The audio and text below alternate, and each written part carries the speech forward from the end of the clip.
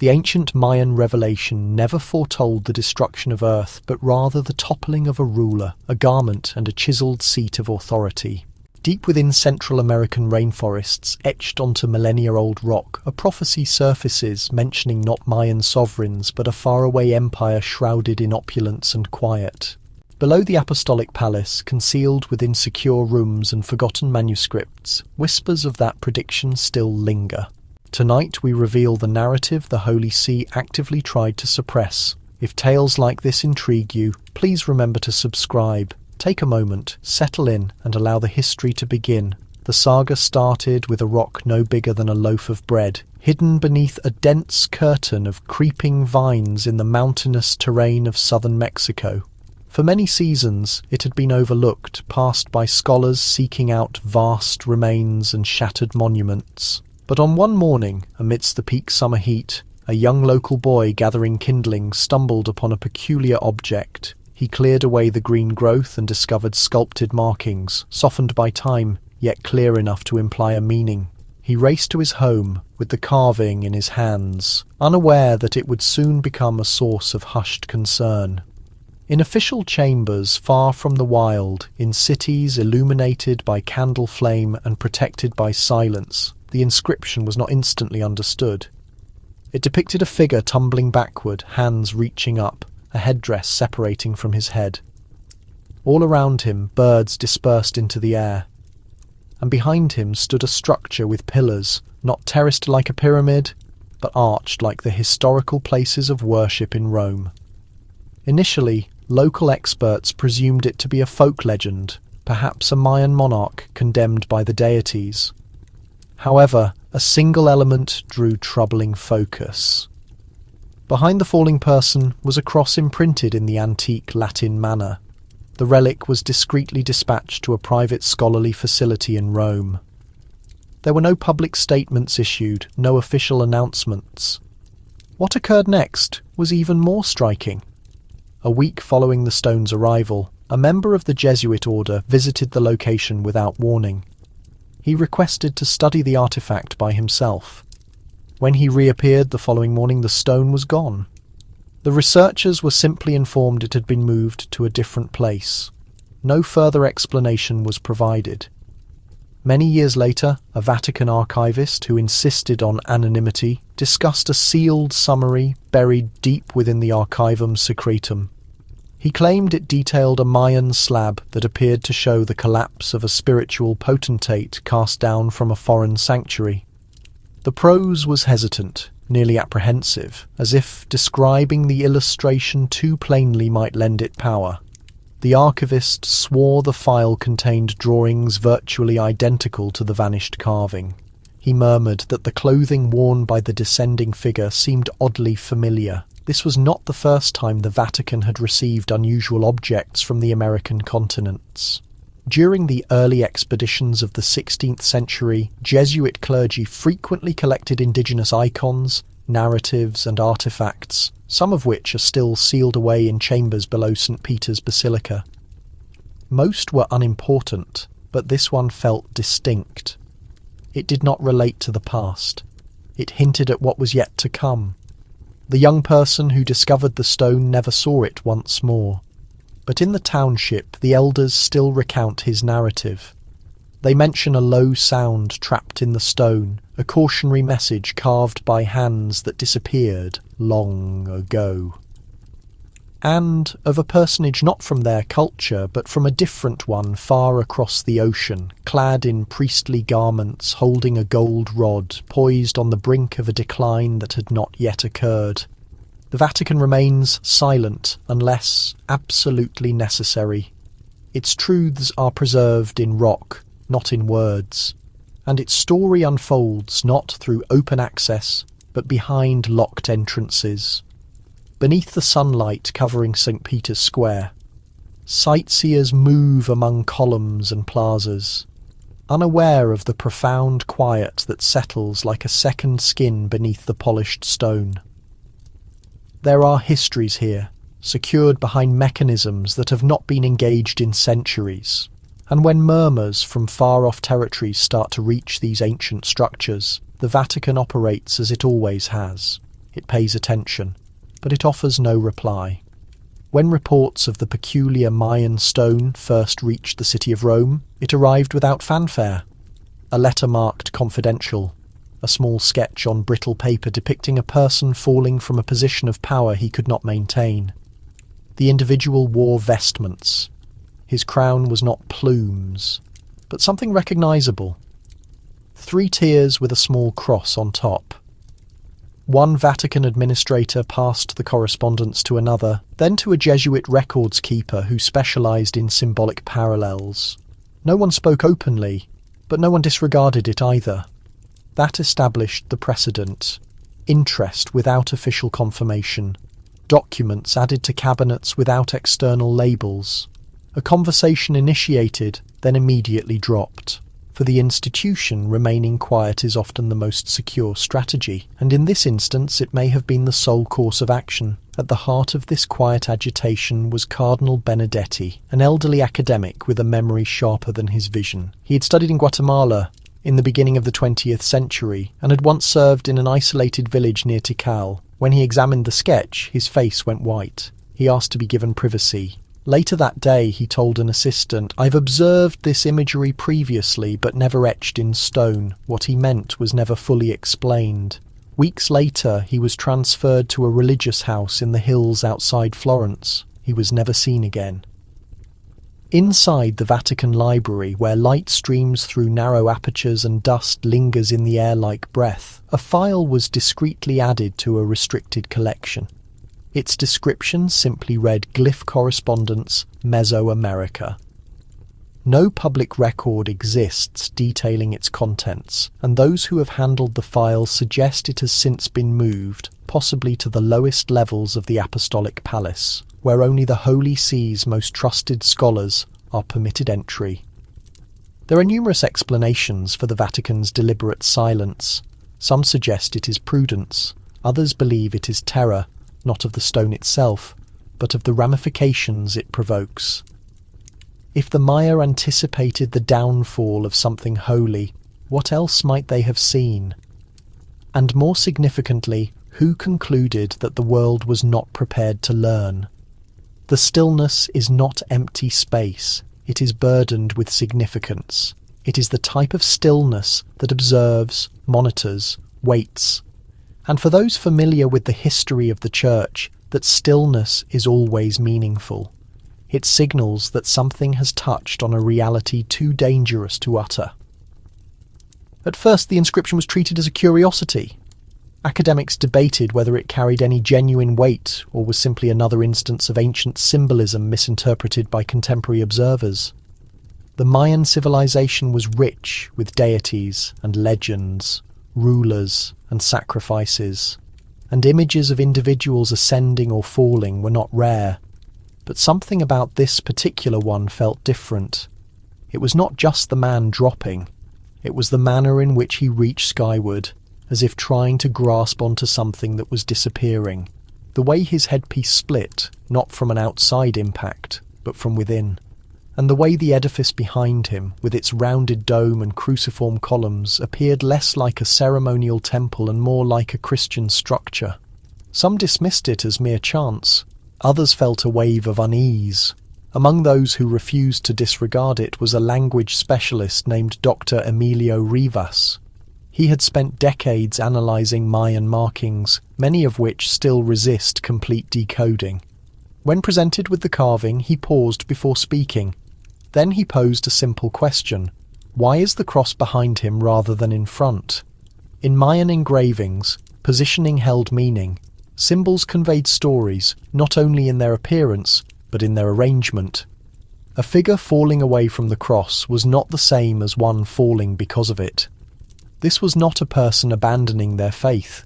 This was a person being expelled. And that concept that something sacred was being cast off was disturbing. Dr. Rivas discovered a symbol in the corner of the slab that had gone unnoticed, faint, almost wiped clean. It translated loosely as the robe that forgets, a lyrical phrase perhaps. But when he cross-referenced it with other writings from the same area, he located it again, always in connection with the identical illustration. a leader humbled not by physical force but by overconfidence. The stories depicted a divine power that had risen too high, become too proud, and forfeited the favour of the celestial gods. Meanwhile, within the Vatican, the questions were different. Could this be real?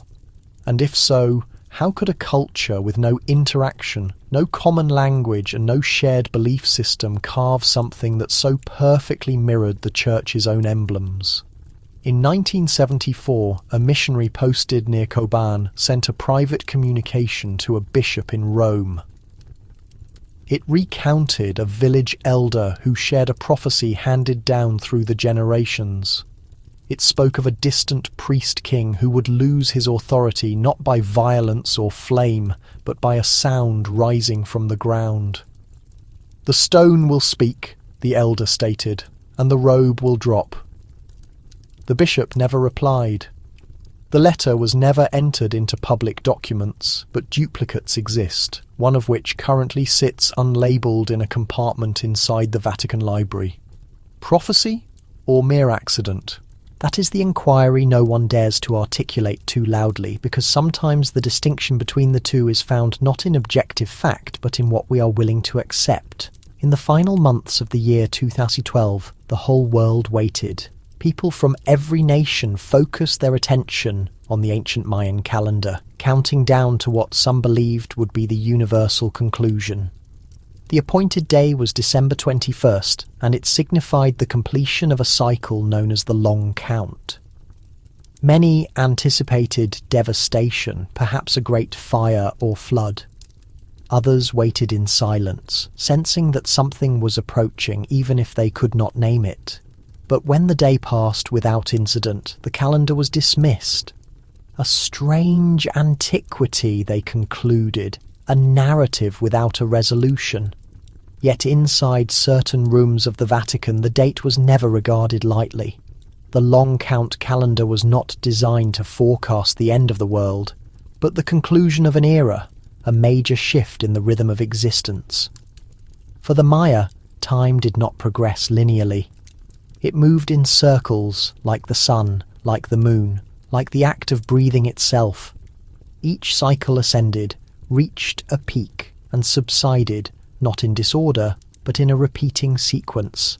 And every sequence contained a message hidden deep within the Vatican Library.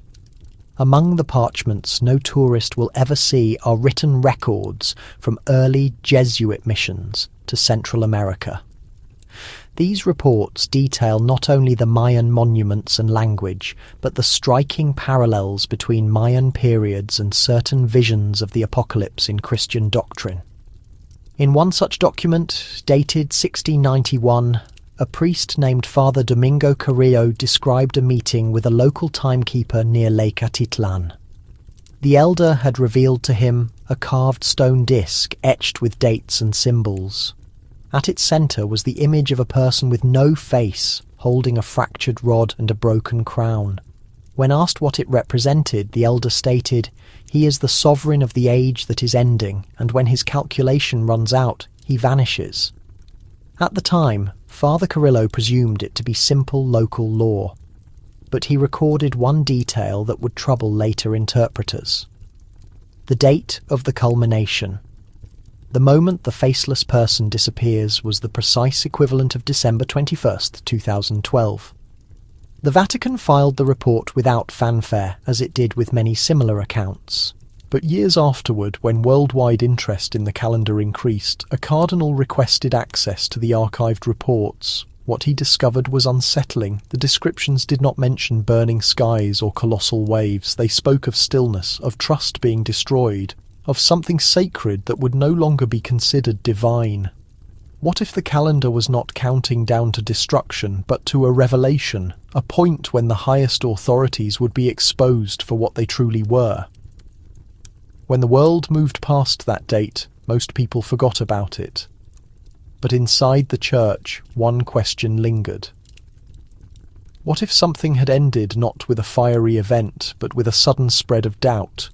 Not with total devastation, but with the slow, silent splintering of a foundation no longer sturdy enough to support its own mass. Beneath the marble floors of the Vatican, beyond the illumination of the courtyards and the murmur of the fountains, lies a space few people have ever encountered. It is not listed on tourist guides. There are no markers, no crowds, no gift shops. Just a long, quiet passage cut from rock, secured by locked barriers and monitored by silent officials. This is the Archivum Secretum, the Pope's private records, and perhaps the world's most mysterious library.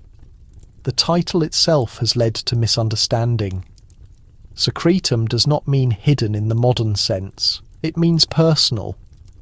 It is the Pope's own collection of documents, separate from the Church's public library. But that privacy has only amplified the enigma. For centuries, speculations have circulated about what resides within. Correspondence never delivered, texts once forbidden, predictions disregarded or perhaps deliberately obscured. One of the oldest items stored in the archive is a single page, delicate and aged, said to have originated from a Jesuit missionary in the year 1683. The page details a voyage deep into the dense forests of Central America. The missionary, Father Lorenzo de Mena, claimed to have found a temple hidden beneath a mound. Inside, he wrote of an engraved slab, unlike anything he had encountered.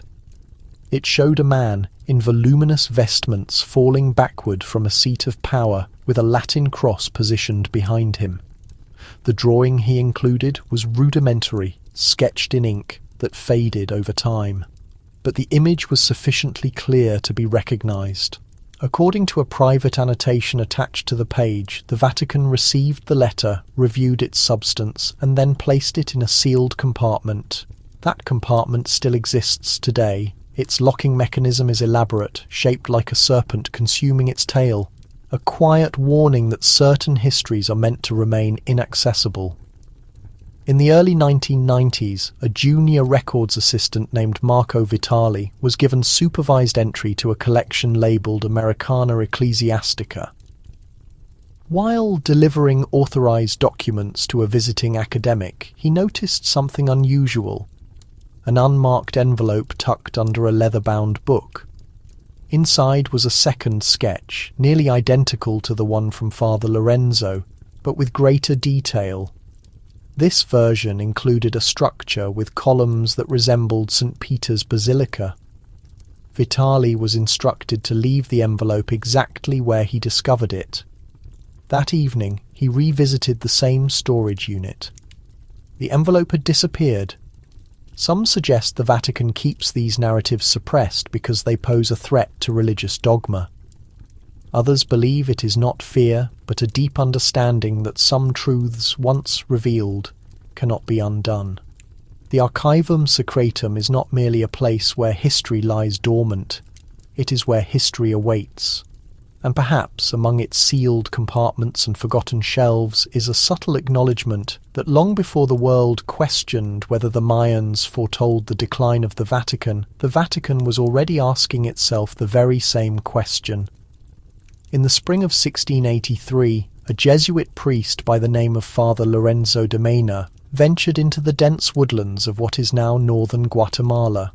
He was not a person of influence or renown, but he carried something more potent than either, a Vatican directive. His instructions were simple on paper, yet complex in their implication. Travel to the outlying territories of the Spanish colonies and retrieve any religious artifacts or writings that may challenge or augment the Holy See's understanding of the world. He was not the only priest given such an assignment, yet he might be the only one who failed to return.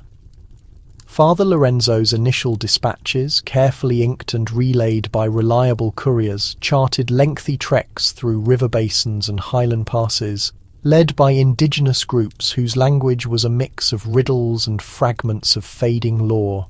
At first his correspondence was marked by astonishment. He claimed the night sky was closer here than in Rome and wrote of ancient rock cities that rose from the jungle like wrecked vessels from the ocean. However, the mood of his writing soon began to change. In one note, now kept in a sealed file in the Vatican's restricted archives, he confessed, "I have discovered a depiction that troubles me. It does not revere the gods of these people. It mocks a god I already recognize."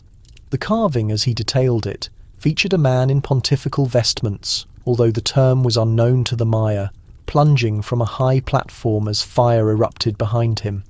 The eyes, he noted, were shut, not in repose, but in shame. His final message arrived half a year later. It was brief and lacked his customary precision. He wrote a single line, "If I do not come back, you must not seek out what I uncovered." He was never heard from again. The Vatican's reaction was discreet. Another Jesuit was sent to recover Lorenzo's belongings, but came back empty-handed. When questioned, he insisted the community where Lorenzo was last seen had been abandoned. The jungle, he explained, had consumed everything. Yet, years later, a worn journal was anonymously delivered to the Jesuit headquarters in Rome. Bound in leather, its pages stained with soot and soil, it seemed to be Lorenzo's. Inside were fragmented sketches, some showing shrines, others depicting what appeared to be stars aligned over the dome of St. Peter's. One image showed a figure reaching up as he fell, a crown slipping from his grasp, with a Latin observation in the margin. "He will fall as they ascended." The journal was never made public. It was stored in the Vatican's private archive, labelled as non-theological in content. Still, scholars who have secretly studied it claim it reveals a history the Church is not ready to clarify. A history of two realms, one ancient, one sacred, interwoven in a prophecy neither was meant to comprehend. The diary was found wrapped in fabric, blackened by ash, its cover cracked and distorted by moisture, as if it had been buried or burned or both. Inside, the pages were marked and delicate, many torn along the edges, but enough remained to recount a history, and not just any history. This was the ultimate account of Father Lorenzo de Mina, the Jesuit who disappeared into the Guatemalan jungle in the year 1683. Those who first read the diary suggested it felt more like a confession than a travel narrative. His script had altered. The precise handwriting of earlier letters was replaced by rapid, erratic strokes. The language was sharp. The borders were filled with quick drawings, some of celestial bodies, others of temples, and repeatedly a descending figure with a crown fractured mid-air. But it was not only his drawings that caused unease, it was his descriptions. In one of the lengthier passages, Lorenzo detailed a temple that stood partly submerged in the ground, older than the forest itself. It had no designation, at least not one the local people would say out loud. They called it the mouth that speaks without sound. Inside, he discovered carvings coated in vines and dust. When he cleaned them, he saw a sequence of figures, not warriors, not deities, but priests, and among them a man in white garments standing before a crowd with his hands raised behind him, a structure unlike the others. It featured a dome, not a flat roof, a long hall, a curved entrance. It bore no resemblance to a Mayan temple. It looked Roman. Lorenzo's commentary grew more troubled after that. He wrote of sleeping visions that did not feel like illusions, voices in the darkness, the tolling of bells. Although no churches were nearby, he admitted he felt observed, not by people, but by the past itself. "It is not a place of decay," he recorded. "It is a reflection." But the most unsettling entry came close to the final page. He recounted finding a room deep within the temple, beneath layers of masonry and silence. On the wall was a single line of symbols, roughly translated as "the robe will rise and the sky will weep. Then the robe will fall and silence will return." He transcribed that line twice. Following that, the journal entries cease. The last page shows only a sketch of the Vatican dome with stars above it, aligned in a configuration scholars later matched to the sky. On December 21, 2012, the diary was returned to Rome by secretive means. It appeared one morning on the desk of a retired Jesuit in a sealed envelope with no sender's name. The archivist who received it logged it under restricted items, marked it with a red wax seal, and placed it in a drawer labelled simply unverified. But those who have studied it in private with the lights dim and the door secured maintain the true story lies beneath the text, where faith, apprehension and foresight start to merge. Long before telescopes were positioned on peaks and observatories scanned the heavens, the Maya observed the cosmos with eyes that required no lens. From sculpted stone platforms deep in the jungles of Central America, they charted the stars, the planets, and the rotation of time with an accuracy that still astounds modern astronomers. Their grasp of celestial movement was not a minor interest, it was the absolute core of their existence. Every eclipse, every solstice, every fleeting shadow in the night sky held significance. But when these ancient star charts reached the Vatican centuries later, they did not inspire awe. They provoked questions. The Church has always held a sacred view of the heavens. Vatican theology, developed over centuries of scripture and doctrine, asserted that the cosmos was designed by God with divine order and purpose. The sun, moon and stars were positioned above not merely for visual pleasure, but as portents. They were reminders of God's might, but they were not intended to be interpreted outside the Church's teachings. To propose otherwise was hazardous, and yet the Maya had done exactly that. When Jesuit scholars returned with drawings of Mayan sky charts in the 17th century, a quiet examination began within the Vatican library. The charts displayed not only eclipses and lunar cycles, but alignments involving Venus, Mars, and even the distant movement of constellations. They indicated events far into the future. The calculations were intricate and precise. One cardinal who reviewed them in 1723 is said to have murmured, "How could they perceive so far without the light of Christ?"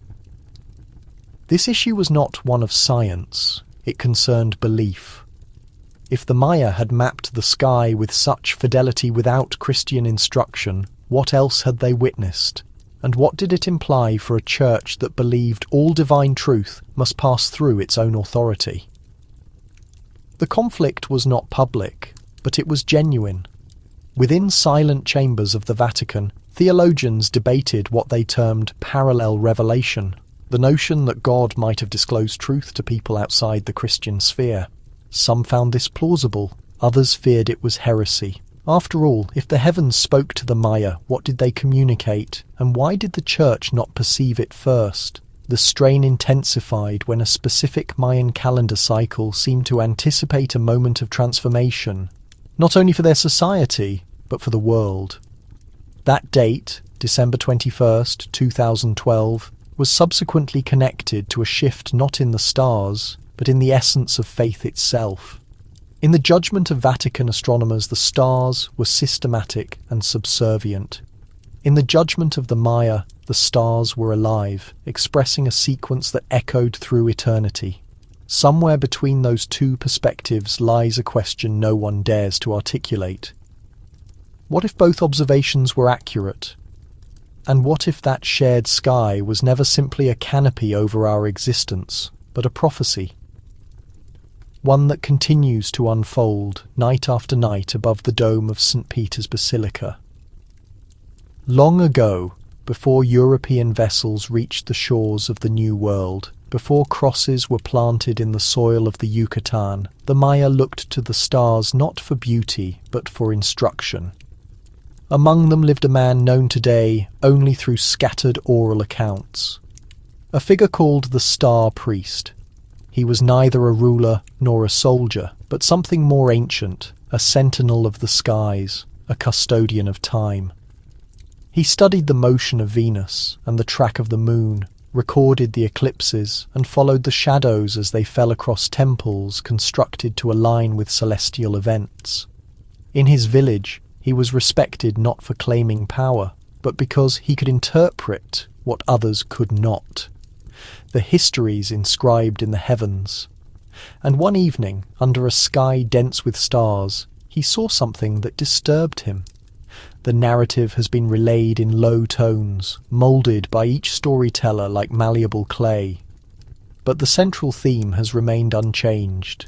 It is said that during a rare alignment, when Venus, Mars and Jupiter formed a line across the dark firmament, the star priest addressed his community and uttered words they did not comprehend. "A holy structure will ascend from beyond the water," he said, "and it will shine like gold and speak as if for the gods. But its crown will become burdensome, its spirit will disregard the sky. And one day it will collapse, not by conflict, not by famine, but by its own doing." The villagers listened, bewildered. There was no sea nearby, no golden structure, no crown. Some thought he spoke metaphorically, others thought he had become unbalanced, but the old legends claim he continued to speak night after night as the stars rearranged. He described a people who would arrive clothed in black and white, who would introduce a new name for the sun, and who would record their truths on parchment, not stone. Centuries later, when Jesuit missionaries arrived in those same territories, they were greeted with courtesy but also with inquiries. One elder inquired if they originated from the holy structure the star priest had mentioned. The priest smiled, believing it was a sign of prophecy achieved. They were unaware of the rest of the history, but the Vatican knew. In the early 1800s, a missionary returning from Guatemala brought with him a woven manuscript, a piece of fabric covered in glyphs and symbols. Among them was a figure in robes, bowed beneath a golden crown. Behind him, a tall structure stood with what appeared to be a cross on top. At his feet, the stars were descending. The manuscript was stored in a private collection, never displayed. But a marginal note, added by a Vatican scribe, reads, "Echo of the star priest verify alignment with 21 December. Whether the caution was authentic or merely a narrative shaped by time, no one can definitively say. But those who have examined both the manuscript and the sky agree on one detail. The stars did align that night, and when they did, the bells of St. Peter's rang not in celebration, but in silence. At first view, they could not be more disparate. One rises from the core of a lush jungle built with stone blocks and steep stairways, surrounded by the calls of monkeys and the fragrance of damp earth. The other ascends above a refined city framed by white marble fountains and the gentle chime of church bells. One is Chichen Itza, the other St. Peter's Basilica. And yet, when analysed closely, these two locations, separated by geography and time, share something more profound than stone. Both were constructed as centres of spiritual authority. Both were erected on land already considered sacred, and both became the pulsating cores of empires that viewed themselves as divinely appointed, and not merely by mortals, but by the celestial sphere. At Chichen Itza, the pyramid of Kukulkan is positioned in precise alignment with the equinox. On those days, the sunlight creates the optical effect of a serpent descending its steps. It is a temple designed not just for worship, but to connect heaven and earth.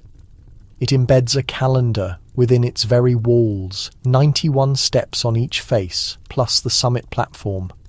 365 in total. Every angle, every shadow, every carved stone carries meaning. St. Peter's Basilica, too, is built with intention. It stands on the location believed to be the burial site of the Apostle Peter, the fisherman selected by Christ. Its dome, designed to direct the gaze upward, represents divine power reaching down to the earth. The entire structure is shaped like a cross. Its measurements mirror sacred geometry. And at the centre lies the papal altar, beneath which the remains of Peter himself are said to rest. But this is where the enigma deepens. In the year 1938, during restoration work beneath St. Peter's, workers unearthed a peculiar stone carved not in Latin, but in a script that bewildered even the Vatican's top linguists. A visiting anthropologist instantly recognized one of the symbols. It was Mayan. No official documentation was released. The stone was removed, discreetly logged, and placed in a sealed vault within the Vatican's museum collection. But a private memorandum left by the lead worker, later discovered in his family's records, described the moment in detail.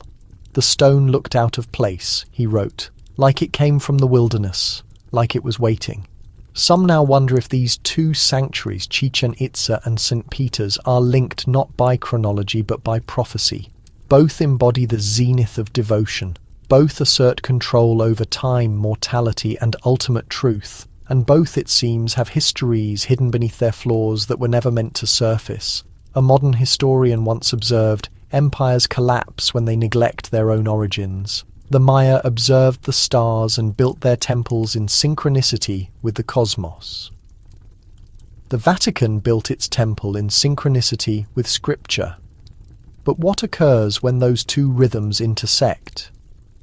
Perhaps the downfall foretold by the Maya was not of physical structure, but of certainty. And perhaps concealed between those two magnificent temples is a third reality, one not yet declared, but written in silence. In the shadow of a decaying temple in the Yucatan forest, archaeologists unearthed an object that seemed incongruous. The location was long thought to be ceremonial, used for seasonal assemblies and stellar observations. But in 1971, beneath layers of dirt and vegetation, a circular stone altar was uncovered. Unlike any seen before, it was smooth, dark, and cool even in the heat. At its core, a symbol no one could decipher, not immediately. The altar became known among the researchers as the Black Sunday. It bore no distinct writing, only carvings of fire moving in reverse, curving inward instead of outward. Around its perimeter were symbols of the moon and stars, and in the very centre, barely visible, was a cross, but not the type the Maya utilized. This one was tall, narrow, and distinctly Latin in form. The cross was not carved in a position of dominance. It was etched in the heart of the altar, as if captured in the middle of something being consumed. Word of the finding reached a Jesuit scholar based in Mexico City. His name was Father Lucian Andrade, and his interest in Mayan rituals was recognized but not openly discussed. He traveled to the site under the pretense of a visiting historian and, upon viewing the altar, requested that all further excavations cease until he could confer with his superiors in Rome. He never reappeared. Later that year, the Vatican submitted a formal request that the altar be transported to a research facility in Italy. The request was denied by the Mexican government.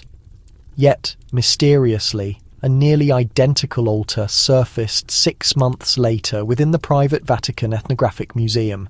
No records explained its arrival. Researchers in Rome began referring to it as the ritual of the Black Sunday. Some believed it represented a solar eclipse ceremony. But one scholar, speaking only under the name Valerio, claimed it was something older. He believed the Maya had once performed a rite intended not to venerate the sun, but to incinerate it, to absorb its impurity and eradicate it. And what troubled him most was not the ritual itself, but the presence of the Latin cross. They witnessed something, he stated in a private lecture. They witnessed something foreign, something powerful, and they placed it in the flames. The Vatican declined to offer a statement. Years later, when a private collection was briefly opened during a museum renovation, a sketch was found tucked into a neglected file. It depicted the altar, but this time the Latin cross was unmistakable, and beneath it a single handwritten observation in Latin, Domus cadet, cum sol niger surgit. The house shall fall when the black sun rises. No one knows the author of the note. No one knows how the symbol traversed an ocean before the men who carried it ever arrived. But one fact is certain. In the silent jungles of the Maya, something was once set ablaze, not to be glorified, but to be eradicated. And in the quiet corridors of the Vatican, that fire still flickers behind secured entrances. The fire commenced just before daybreak on a temperate spring morning in the year 1784. It began in a storage area on the second level of the Collegio Americano in Rome, a Jesuit structure used to accommodate and educate missionaries destined for the Americas. According to the official account, the conflagration was caused by a defective oil lamp, but there were no observers and the fire expanded far too rapidly for such a small ignition source. By the time it was extinguished, nearly 1/3 of the building was destroyed. Among the lost chambers was the Special Archive, a quiet, windowless space where records from Jesuit missions in Central and South America were preserved. Letters, illustrations, field journals, and rare indigenous manuscripts had been stored there for more than a century. Some of those documents had never been duplicated, others had never even been read. When the flames subsided, a small team of Jesuits began the difficult task of salvage. One of them, Brother Matteo della Rosa, wrote a letter detailing his findings. He described pages reduced to ash, of ink melted into black stains, and of fragments too delicate to touch. But what concerned him most was not what was ruined. It was what had been spared. In the centre of the devastated archive, on a table now partly scorched, sat a single codex wrapped in crimson fabric. It was marked with the Mayan symbol for sun reversed, a symbol also found on the black sun altar. Uncovered almost 2 centuries later, the codex was undamaged. Not a single page was burned. Brother Matteo sent it to the Vatican Library with a concise note. It was as though the fire bypassed it. That codex is no longer listed in the library's public catalogue. Several years later, a retired priest who had once catalogued documents for the Collegio claimed that one of the destroyed manuscripts described a prophecy found carved into a Mayan temple wall. It spoke of a gold-robed figure whose influence would dissolve like wax beneath the eye of fire. The priest believed the prophecy had been marked for translation but never completed. His personal notes, which surfaced decades after his death, included a partial transcription of the glyphs, concluding with the phrase, "House of sky shall turn to smoke." There were no subsequent mentions of the manuscript. Some contend the fire was a tragic accident. Others believe it was deliberate, a silent purging of knowledge too perilous to be kept. The Vatican never reopened the archive. The Jesuit order officially relocated its American collection to a new facility, one kept under stricter oversight. Today, there is no plaque, no marker, no memorial where the archive once stood. But those who have investigated the fire call it something else entirely. Not an accident, not a misfortune. A silence ignited by flame in the heart of Rome that erased a history long before the world had the opportunity to discover it. Inside a tranquil room in Madrid's National Library, protected behind glass and subdued lighting, rests a fragile book known as the Madrid Codex. Its pages are brittle and discoloured, held together by age and conservation, each one filled with the peculiar curved glyphs of the ancient Maya. For years, scholars believed the Codex to be little more than a ritual handbook, perhaps used by priests to forecast precipitation or organize seasonal rites. But in the lower corner of one specific page, concealed beneath centuries of grime and smoke, a figure was identified. The image was faint. A crowned man drawn in profile held a long staff in his hand. But the staff was fractured in the middle, split like broken wood. His head was bowed, his robes trailed behind him like a flame caught in the breeze. At first glance, it was simply another ruler from another narrative. But then something unusual drew a researcher's attention. The crown was not Mayan. It had 3 tiers, shaped like a stepped dome, topped by a small cross. It looked nothing like the feathered headgear of native leaders. It looked instead like the papal tiara once worn by the leaders of the Catholic Church. In 1968, a scholar from the Vatican named Father Giuseppe Tonelli was granted private access to examine the codex. He took notes, made sketches, and composed a report for internal distribution only. That report was never released publicly, but in a leaked excerpt, a single sentence was prominent. This image may reflect the downfall of a spiritual figure known to them in prophecy, not history. The Vatican offered no further comment.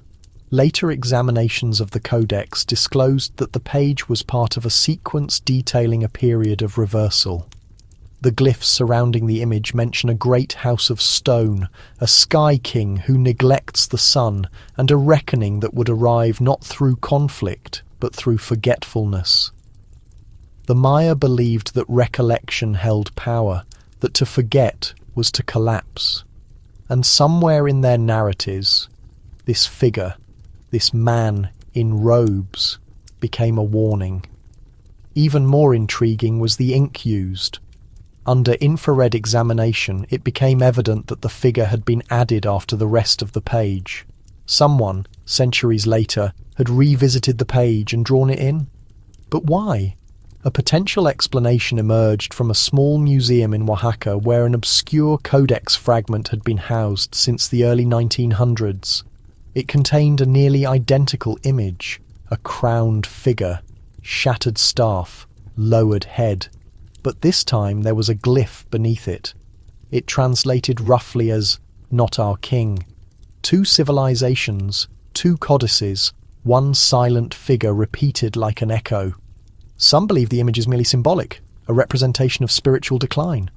Others think it is a vision, one the Maya saw long before the church arrived.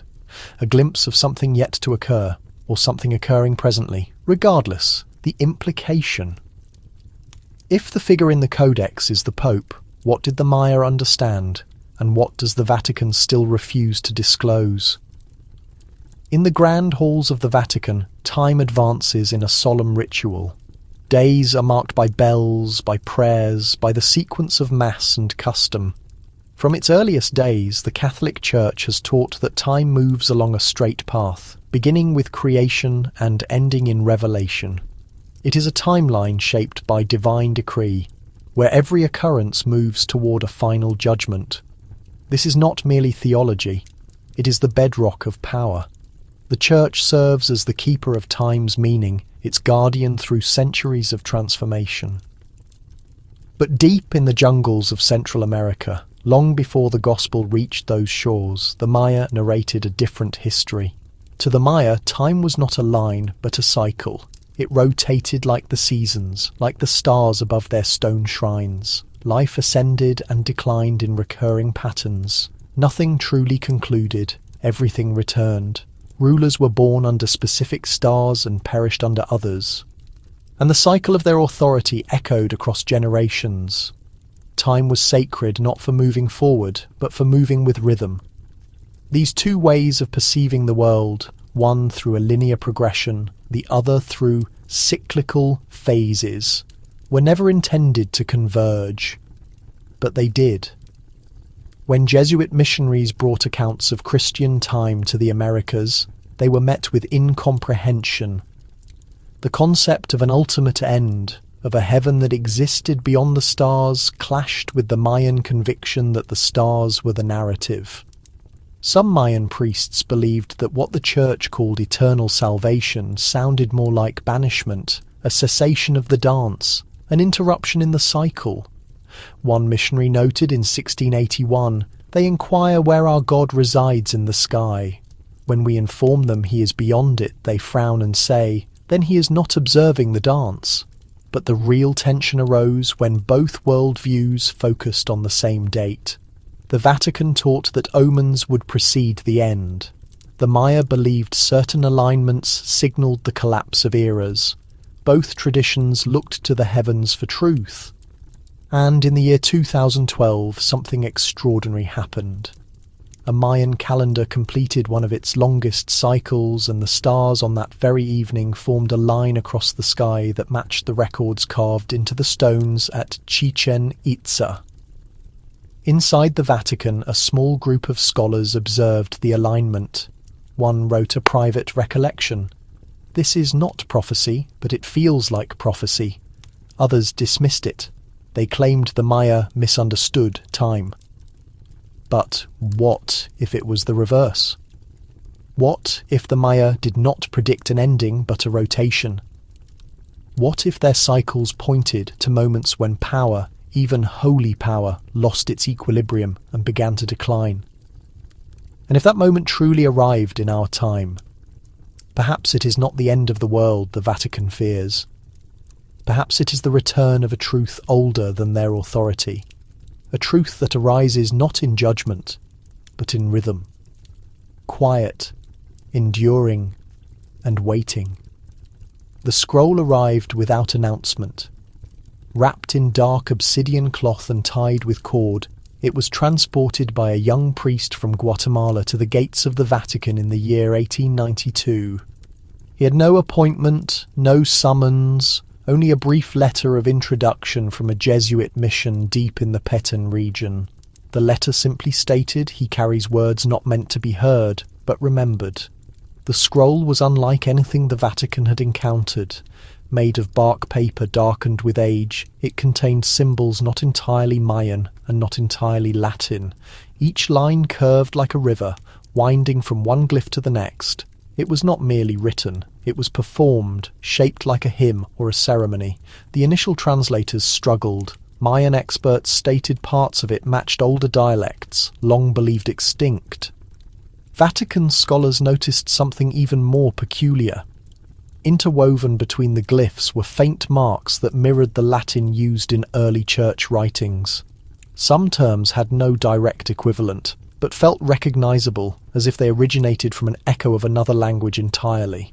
One phrase stood out. It appeared repeatedly, each time closer to the scroll's final lines. Translated loosely, it read, "The throne cracks from within, not from below." That sentence sent subtle tremors through the Vatican corridors. For weeks the scroll was examined in a sealed chamber within the Apostolic Palace. Two linguists worked in collaboration. Father Miguel Estrada, trained in Mayan oral tradition, and Monsignor Anton de Luca, a scholar of ancient church documents. Both men frequently disagreed, but on one point they were in complete accord. The scroll spoke of fragmentation, not the fall of a city, not the end of an empire, but the disintegration of belief. It spoke of a structure built on language that had grown heavy, language that had once guided but had become so refined it no longer held substance. One section described a temple of voices where people listened only to echoes of the past, never the present. Another account spoke of an era when a covering of pure light would become a dense, heavy sheath of rock. But the final statements held the deepest disquiet. In that last portion, the scroll mentions no sovereign, no deity, no holy building, only quiet. A stillness that slowly takes hold. A stillness that arises not from conflict, but from the loss of the original meaning of the words. Not the words themselves being forgotten, but the spirit living beneath them. Following months of intensive analysis, the manuscript was transferred to a hidden vault. On record, it was classified as non-essential. Off the record, a small group of academics referred to it as the language of decay. Father Estrada passed away before his complete translation was done. Yet, in his final observations, penned in careful handwriting, he left one last thought. This is not a cautionary tale from history. It is a communication delivered in a language we are only starting to forget, and somewhere within the confines of the Vatican, that language still waits, hushed, ancient, and weakening with every quiet hour. There is one passage in the Apostolic Palace that few ever enter. It is tight, without windows, and its doors have no labels, requiring special keys known only to a few individuals. Vatican personnel call it the Silent Corridor. Some speculate it once held forgotten artifacts. Others think it is still in use, though no one discusses what lies beyond the very last door. That door opens to what has been rumoured privately as the room without a name. In the early 1900s, during an unpublicised repair of the Vatican's upper-level archives, two workers found a concealed opening behind a stack of shelves. The bricks were older than the adjacent masonry, and the adhesive turned to fine powder when touched. Behind it was a single wood door, banded in iron, marked with a strange etching near the grip. A ring divided by two lines, one straight up and down, one across. No one recognized the emblem.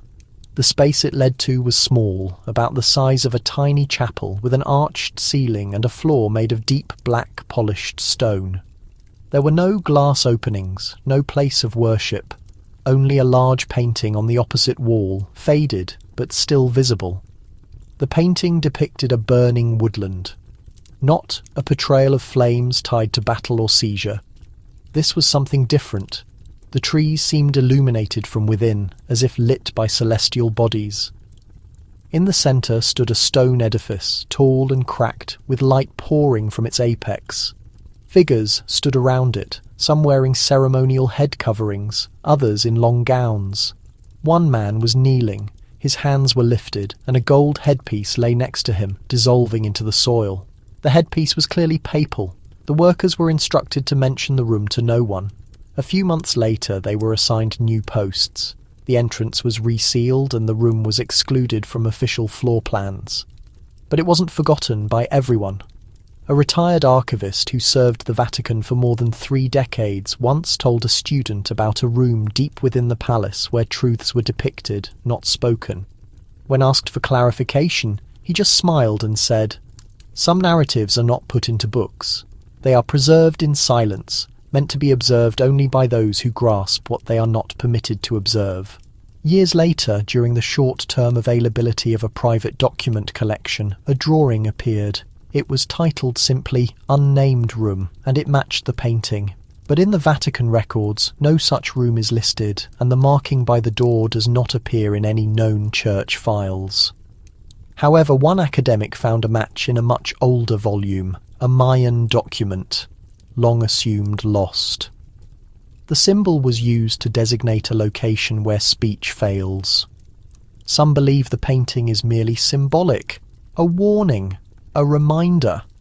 Others think it is something else entirely, a message painted in secret, awaiting a time when the Vatican's policy of silence is no longer sufficient. He was a reserved man, his intellect sharpened by reading and hidden knowledge. When Gioacchino Pecci became Pope, Leo XIII, in the year 1878, many thought he would be just a temporary leader, a scholar, a writer, a literary man who would serve without contention and pass without disrupting the Church's established order. But they misjudged him. Behind his composed voice and weary gaze was a man who had witnessed something, and it never left him. Before his election, Leo had worked as a diplomatic representative and papal envoy stationed throughout Europe, always studying, always documenting.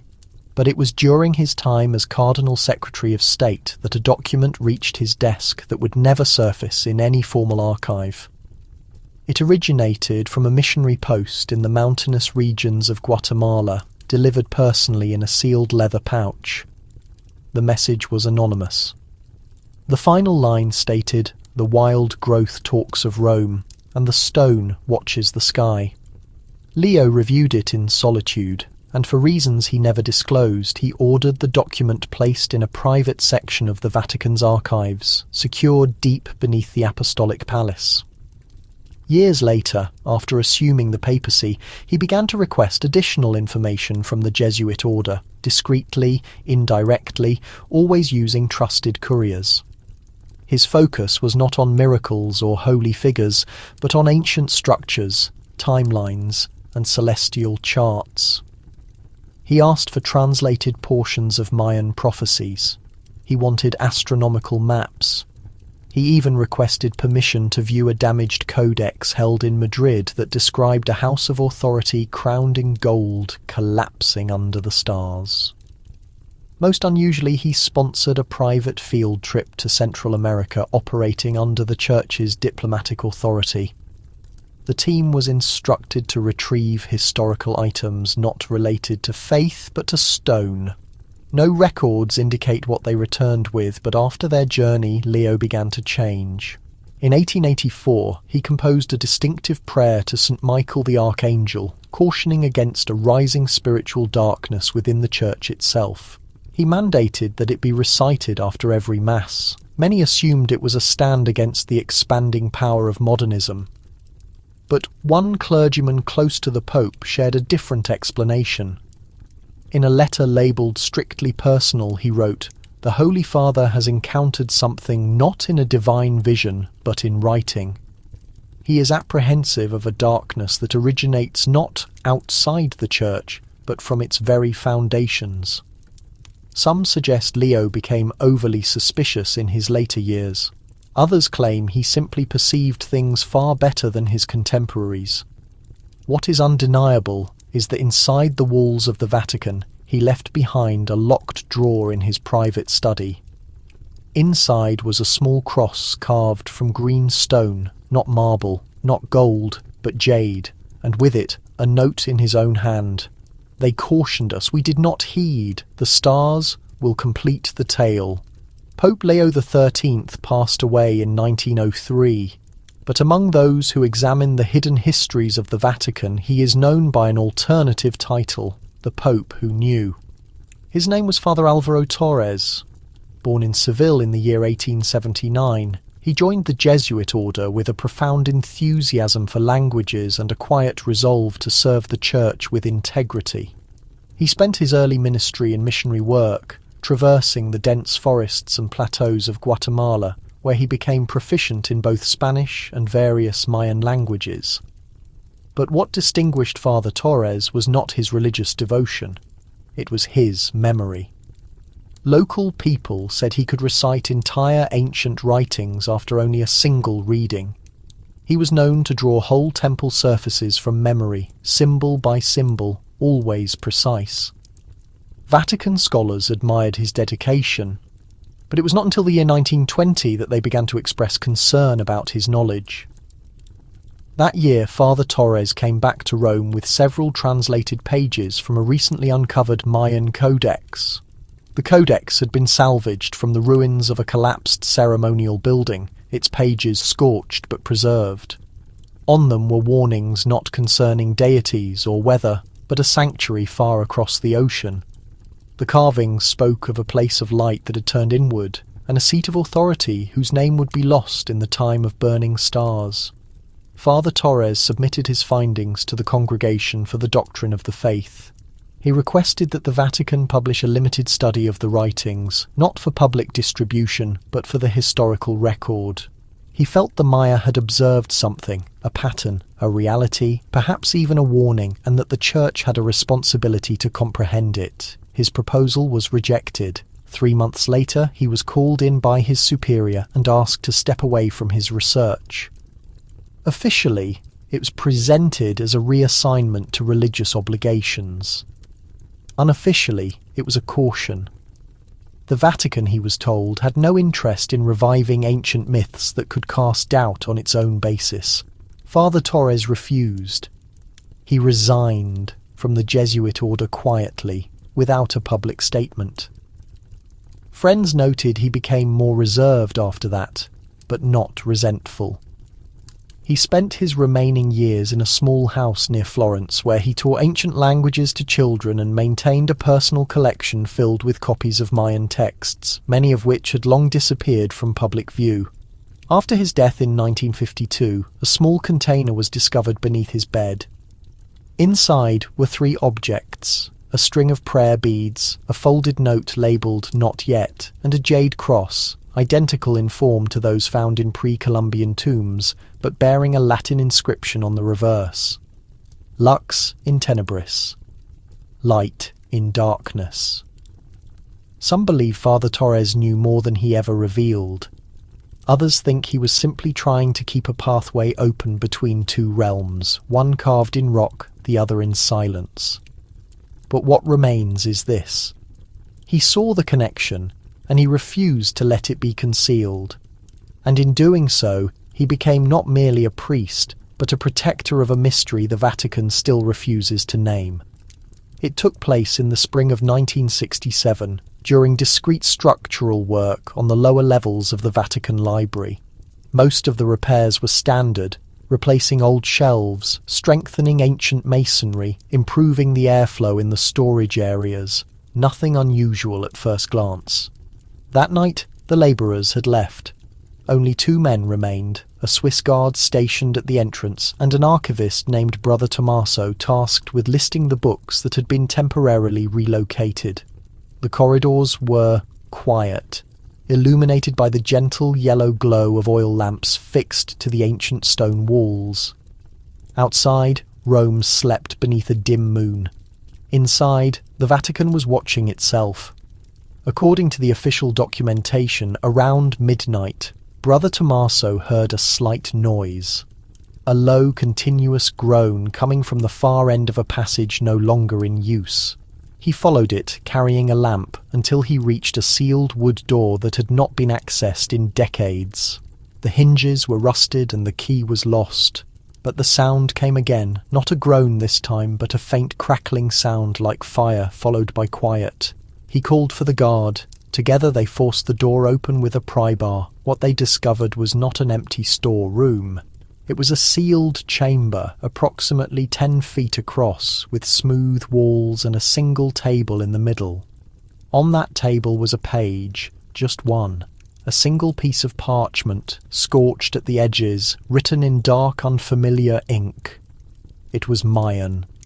A priest fluent in ancient languages was urgently summoned before sunrise. He arrived quickly, read the page once and became silent. He instructed the others to leave the room, then remained alone with the text for almost an hour. When he reappeared, he said nothing. But within the hour, orders were given to reseal the room. The door was securely fastened and covered again with fresh plaster. The parchment was taken to a secure vault, and all written accounts of the incident were removed from the renovation records. Brother Tommaso was moved to a religious community in southern Italy. The guard took an early retirement. Years later, the priest who had read the page passed away. In his belongings, hidden inside a Latin prayer book, a small translation was discovered. It contained only 2 lines from the burned page.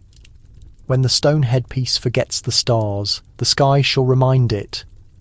The second line stated simply, "Silence is no longer adequate." No one knows how the page ended up there. The chamber had no ventilation, no other exit. Some believe it was placed there long ago, hidden by someone who knew it would be discovered only when the moment was right. Others claim the page was never placed there at all. It was delivered on the night when all the doors had been locked. Something had still made its way through, not by force, but by memory. A message from the past quietly returned to the one place that tried so hard to deny it.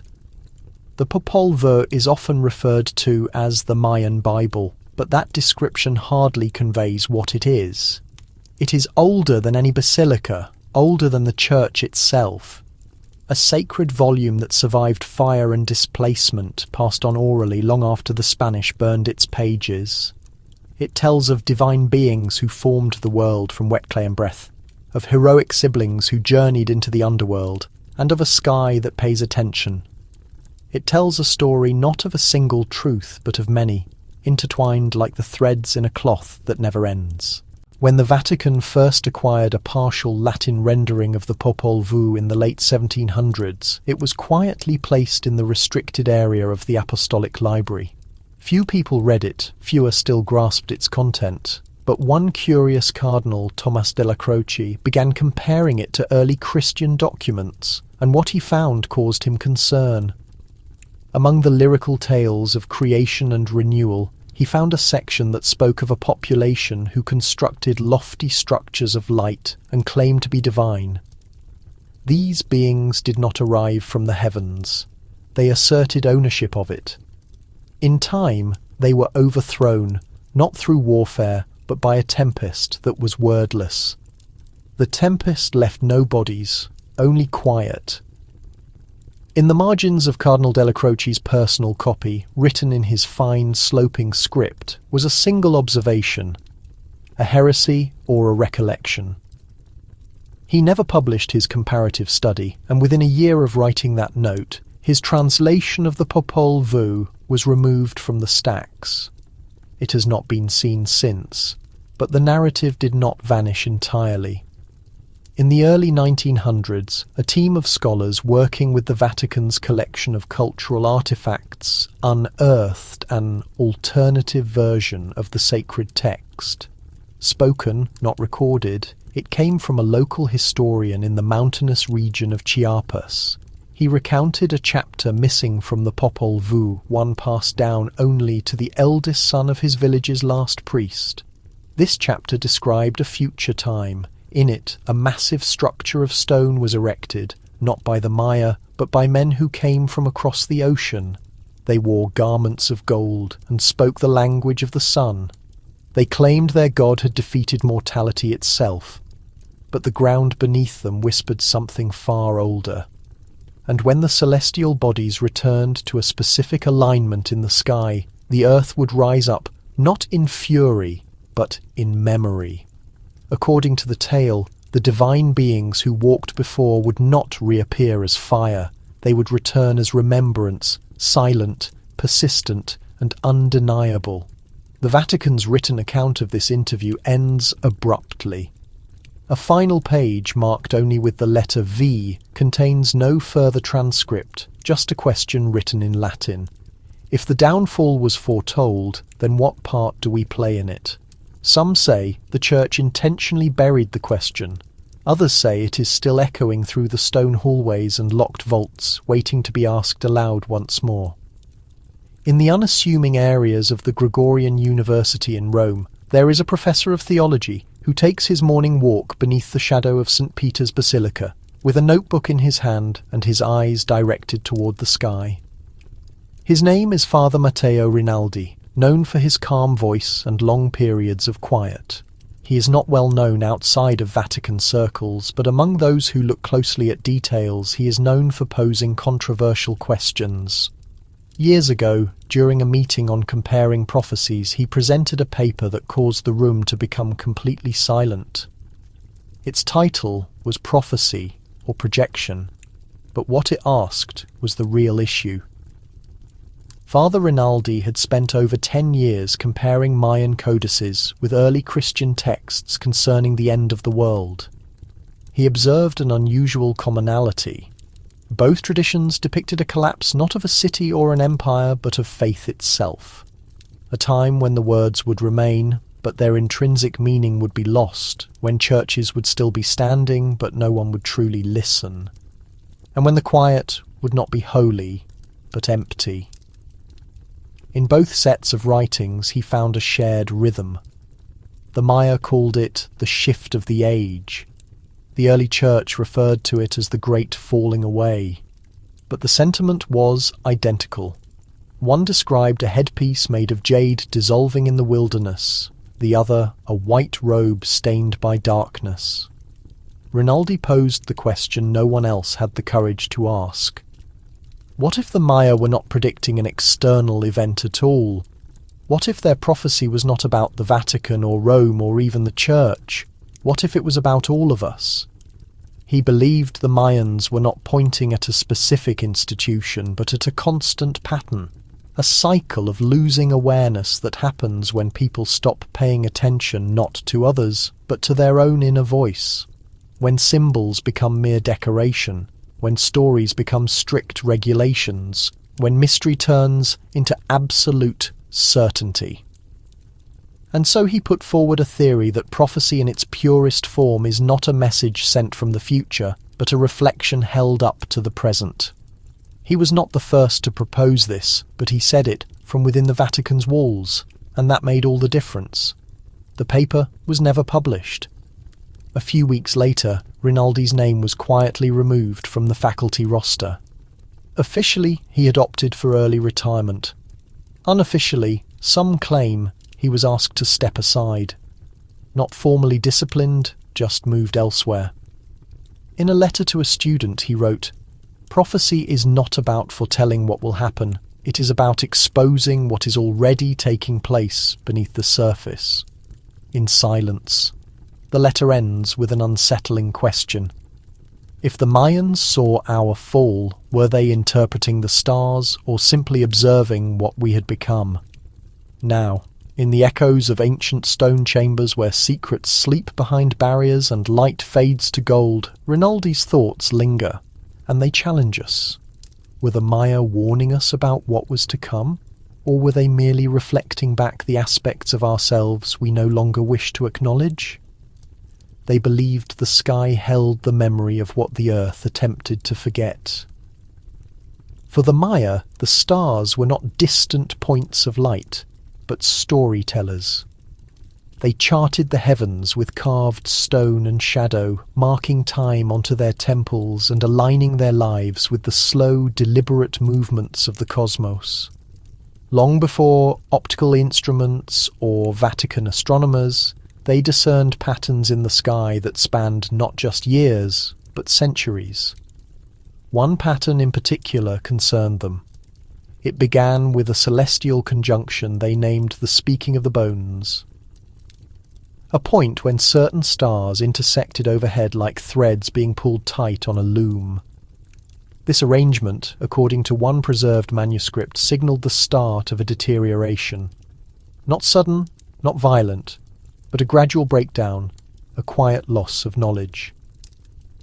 For a long time, academics assumed it only related to the downfall of Mayan civilization. But in the year 2023, the alignment returned, and this time something unusual followed. Across Europe, church attendance quietly dropped to its lowest recorded figures. In Rome, rumours emerged of internal discord within the College of Cardinals. A Vatican press statement was suddenly withdrawn just moments before its release, and no explanation was provided. That same week, an astronomer in Belize published a translated fragment from a carved stone pillar cautioning against a headpiece that separates from the stars and loses its true identity. A coincidence, perhaps, but others viewed it differently. One Jesuit scholar, Father Emilio Dantas, had dedicated his life to comparing Mayan astronomy with medieval Catholic prophecies. He asserted the Maya had not predicted the end of the world, but the end of trust, the end of spiritual certainty, a quiet collapse of the very structure the Vatican was built upon, not the stone, but the essential meaning. He referenced the writings of a Mayan Akuhun, or Keeper of Days, who documented a vision of a white building cracking beneath a sky too brilliant to tolerate. That vision, according to Father Dantas, aligned almost perfectly with the description of St. Peter's Basilica in a 16th century personal dream journal by a Roman cardinal, which was stored in the Vatican archives under tight restriction. 2 prophets, 2 continents, 1 narrative. The Vatican never responded to his claims. Father Dantas died of heart failure just 3 months after releasing his final essay. In his private journal, later found by a student, was one last sentence written in Mayan symbols. Translated, it read, "When the stars reappear, so too will the question. No one can say definitively what the Maya perceived, but they left behind a sequence of symbols, tales, and alignments that seem to point not toward total destruction, but toward a gradual realization, one that unfolds not in a blaze, but in silence."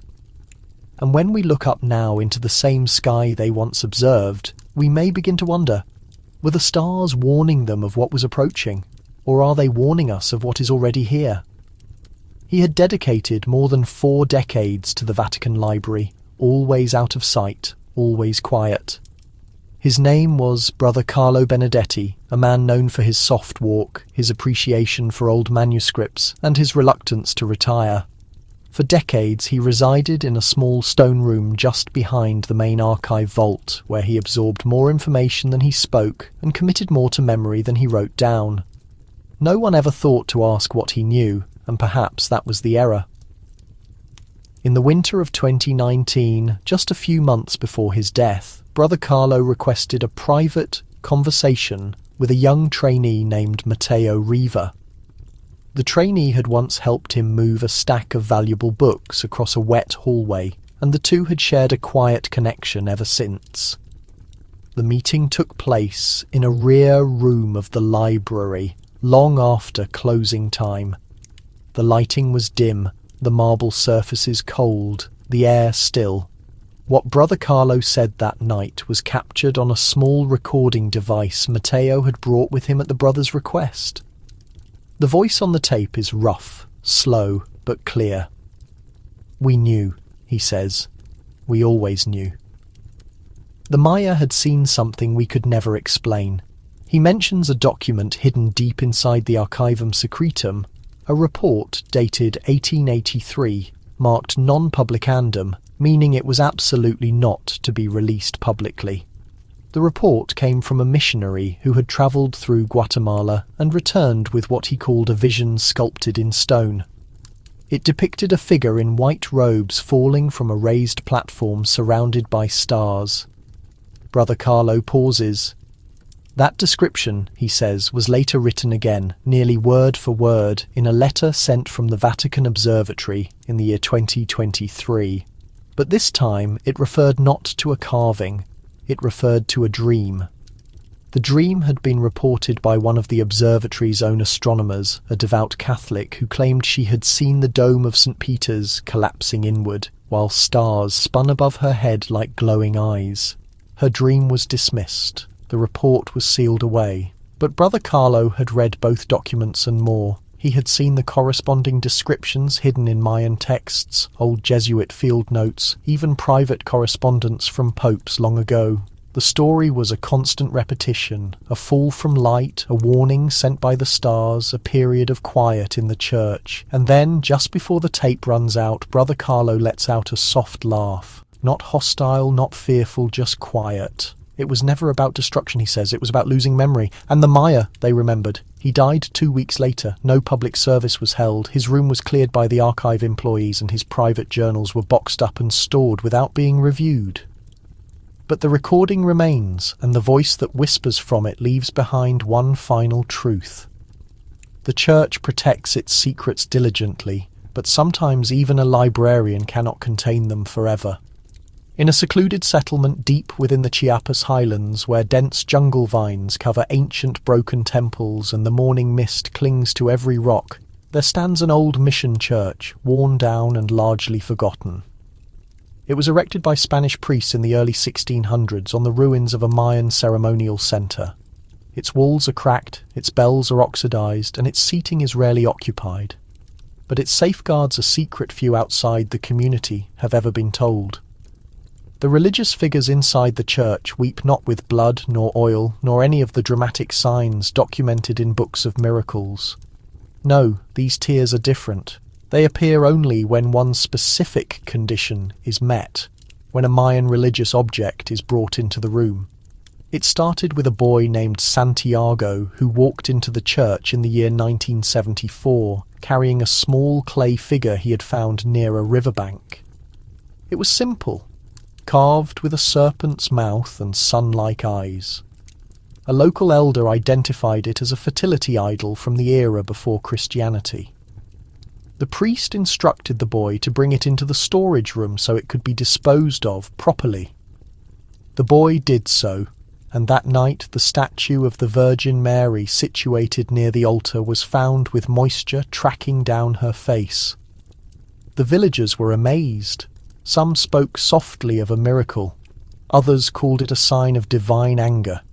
The priest, Father Miguel, dismissed it as simple condensation.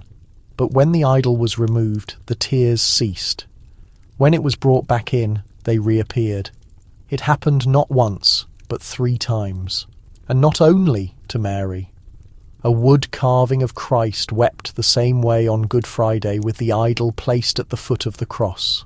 Later, a small angel carved into the preacher's stand was found with streaks across its wood face. Always the same idol, always the same silent weeping.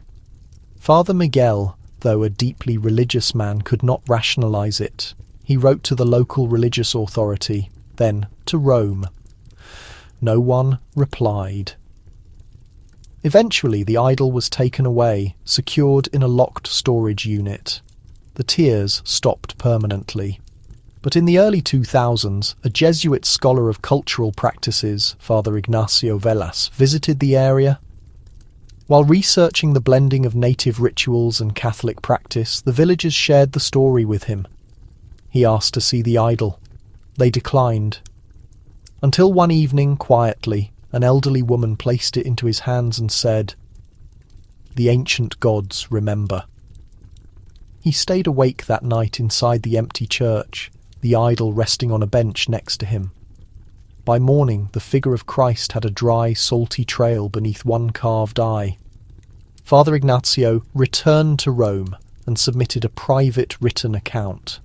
In the margins, he quickly noted, "If the church cries in the presence of the old gods, what exactly is it mourning?" The Vatican never responded. But the statue remains in the village locked away, brought out only during solar events. And the people wait, not in fear, but in remembrance. For they believe the idols do not bring misfortune, they give warning. In the year 1995, a team of researchers specializing in ancient sites working in southern Belize discovered a sealed burial chamber beneath the crumbled stairs of a forgotten temple. The jungle had hidden it well. Roots had enveloped the stone. Moss clung to every crevice. And for centuries, no one knew what lay below. But when the final stone covering was lifted and light entered the chamber for the first time in over 1,000 years, it revealed something no one could explain. Resting in the center of the tomb was a skeleton believed to be that of a high-ranking Mayan religious leader. He was laid out in a ceremonial position, his arms folded across his chest. Surrounding him were the expected offerings: sharp obsidian blades, clay vessels, jade beads. But on his chest, precisely placed, was a cross. Not a Mayan symbol, not a shape found in any of their carvings or artwork. It was Roman, a Latin-style crucifix, simple, vertical, unmistakable, and crafted entirely from solid green jade. That single detail changed everything. The cross was tested repeatedly. The material was traced to Guatemalan jade sources, and the carving technique, while clearly indigenous, perfectly replicated the Christian shape. But the date was the most troubling aspect for the researchers. Every test, from radiocarbon analysis to mineral dating, pointed to the 8th or 9th century, almost 700 years before the arrival of Europeans. The discovery never made it to the public. The official statement described the finding as an unusual artifact of unknown origin, and the jade cross was quietly moved to a private collection connected with a religious organization in Rome. What happened next is known only from a leaked letter written by a museum assistant who briefly handled the object. In that letter, she described a small inscription on the back of the cross. It was faint, nearly invisible to the naked eye, but clear under specific lighting. The inscription was not in Latin. It was in Mayan glyphs, two symbols side by side, one representing the sky and the other representing sacrifice. She showed it to a Vatican-appointed historian who happened to be present at the time. According to her account, he grew pale, remained silent, and asked her to exit the room. When she returned, the cross was gone. She never saw it again. The letter ended with a question written in the margin. How did they know? Explanations are plentiful, of course. Some argue it proves early contact between the old world and the new. Others suggest it was a prophetic carving, the Maya somehow anticipating the arrival of a foreign religion, but a few quiet individuals, those who can interpret the hidden narratives in rock and sacred texts, believe something different, that the Maya did not copy the symbol. They remembered it not from ships on the horizon, but from dreams, from visions passed down through temples long since buried, stories whispered in the stillness between stars, and possibly, just possibly, the jade cross was never intended for wear. Its purpose was to be returned. This was the sort of finding that should have been insignificant. A rough stone, dusty and dark, hidden behind stacked boxes in the basement of a Neapolitan church. The structure had once belonged to a monastic order, closed in the late 1700s and now functioned as a storehouse for religious items, damaged sculptures and forgotten marble pieces. The individual who stumbled upon the stone was neither an archaeologist nor a scholar of history. He was a repairman, a plumber, called in to address a leak in the church's lower level. He shifted a pile of antique pews, and there it was. Unrefined, weighty, carved on only one face, a circular shape filled with complex patterns.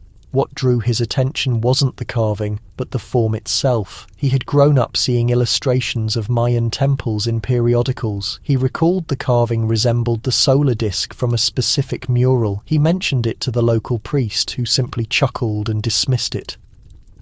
But a month later, the stone vanished. It wasn't stolen. It was taken. It was collected by the Congregation for the Causes of Saints under the claim that it might relate to a local tale of a miracle.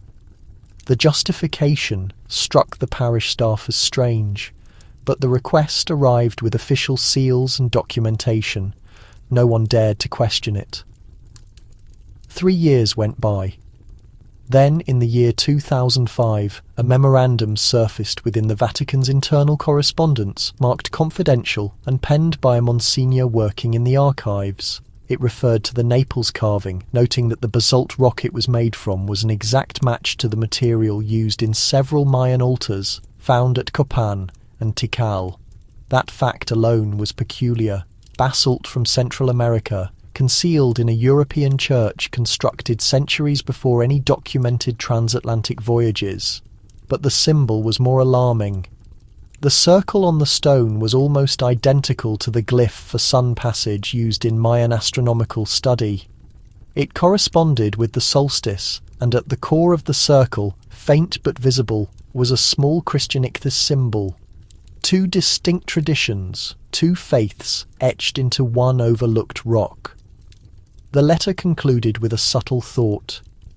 If this object is genuine, we must ask not only how it arrived in Naples, but why someone chose to hide it. There was no official follow-up. The stone was never listed publicly, but according to a former Vatican archivist, it was moved into the ethnographic section of the Apostolic Library, deep within the non-circulating collection. When questioned about it years later, a cardinal familiar with the situation stated, "Some matters are better left unsaid." But for those who believe the Maya understood more than just the sky, who believe in history imprinted in rock and time woven into stone, this wasn't merely a relic. It was a message that crossed great oceans long before any sailing vessel did, a silent connection between temples and cathedrals, a faint whisper concealed in the dark. In the long timeline of the Church, there are popes remembered for their power, their piety, or their mistakes. But one name is recalled for a reason entirely different: his sudden disappearance, Pope Benedict IX. He was young when he first assumed the vestment, barely a teenager when placed upon the seat of St. Peter.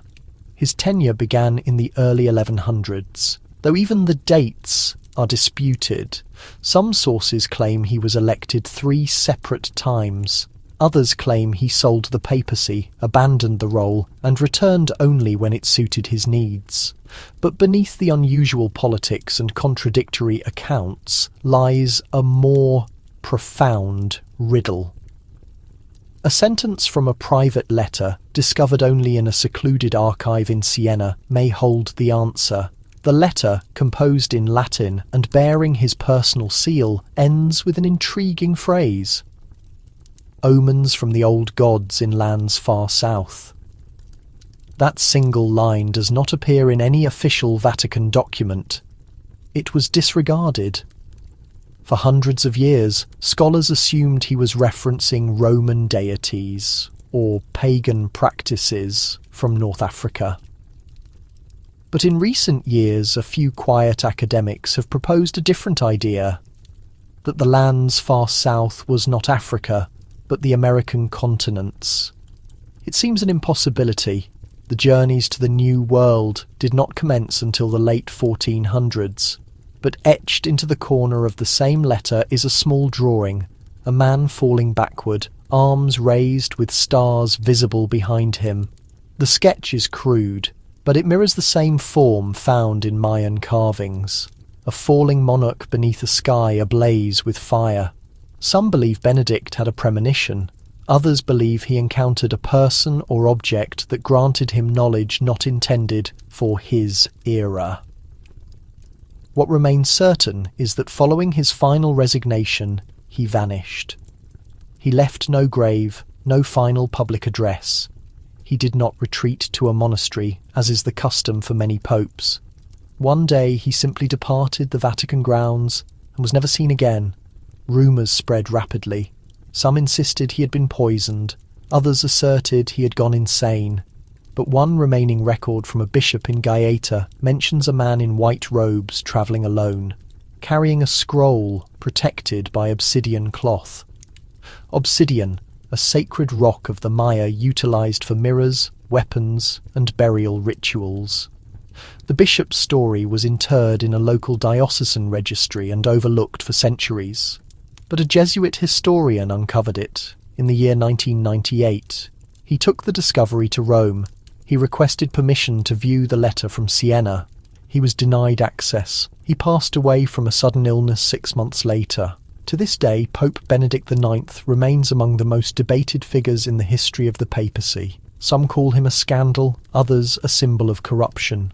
But for those who read deeper into the material, for those who consider the narratives whispered in hidden recesses, he may have been something else entirely, a conveyor of messages, a witness, or perhaps the first to realise that the old world and the new were never truly separate, merely waiting for their eventual collision.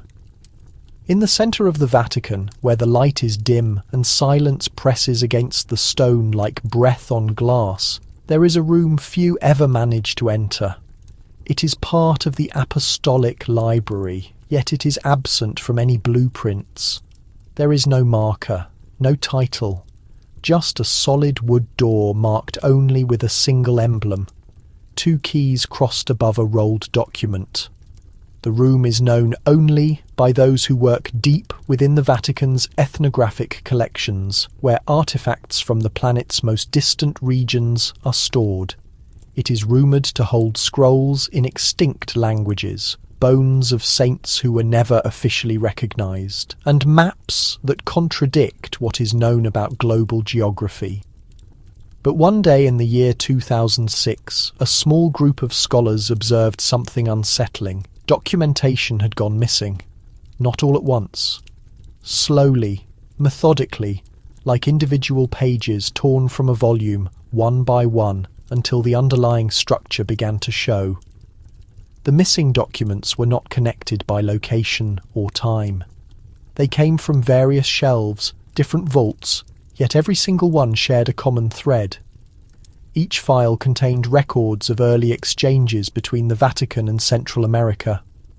Mission reports from the 1700s, letters from Jesuit explorers, fragments of Mayan codices believed to have been dispatched to Rome for translation purposes, all gone. And no corresponding entry in the logbook could account for the removal. Initially it was assumed to be an administrative mistake. But then a priest named Father Emiliano Costa, who had worked in the archives for more than 30 years, began to voice questions. He had copied some of the material years earlier. He remembered a specific set of field notes describing a Mayan prophecy inscribed on a church wall in Guatemala. He sought it out. Again it was missing. He requested authorization to examine the item's history. It was refused. He attempted again. Nothing. A week later, he was transferred without any forewarning. Father Costa was reassigned to a small parish in the north of Italy. He was never seen again in the Vatican Library, but he did leave behind a single envelope. Inside was a handwritten note, with unsteady lines and 3 words, twice underlined. They are hiding. To this day, no formal explanation has been provided. The files remain unaccounted for, and those who knew of them speak little. Some believe the items were taken for conservation. Others believe they were destroyed to safeguard religious doctrine. But there are those, the ones who still converse in hushed tones in the silent corners of Rome, who believe something else entirely. That the Church discovered a pattern too perilous to disclose, that the pieces of Mayan truth did not just reflect the gospel, but fundamentally challenged its core. And so they were silenced, buried not in the ground but in absence, lost not due to the passage of time but by deliberate choice. In the immense halls of the Vatican where marble and gold conceal so much, silence communicates the loudest message. And sometimes what cannot be found is the most significant secret of all. The Codex Vaticanus is one of the most ancient known copies of the Christian Bible, written in Greek and housed in the Vatican for more than 1,000 years. It resides behind protective glass in a quiet chamber few ever visit. Its pages have yellowed with age, its margins largely untouched, but tucked into the back of an old archivist's notebook, discovered in a desk drawer of the Apostolic Library during a calm afternoon in the year 1976, was something utterly unexpected. A single sheet of paper, folded 4 times and delicately labelled in Latin, Addendum ad Codicem Vaticanum. It was not officially part of the Codex. It had never been officially registered. Yet the handwriting dated from the 15th century, inscribed in dark, fluid ink by a Vatican scribe. Most of the content was complex theological commentary, a combination of scripture and church teaching.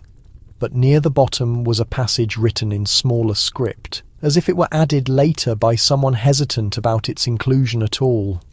If the Maya understood what we have concealed, then the collapse will not happen through violence, but through sheer truth. No signature, no source identified, no accompanying explanation. The page was handed over to a senior librarian who promptly moved it to a restricted folder. According to a former clerical assistant, no official record of its existence was ever made. It was never mentioned again in public church documents. But the information circulated. A small group of researchers began to debate its potential meaning. Why would anyone mention the Maya in relation to one of the Church's most revered holy texts? What exactly had they observed?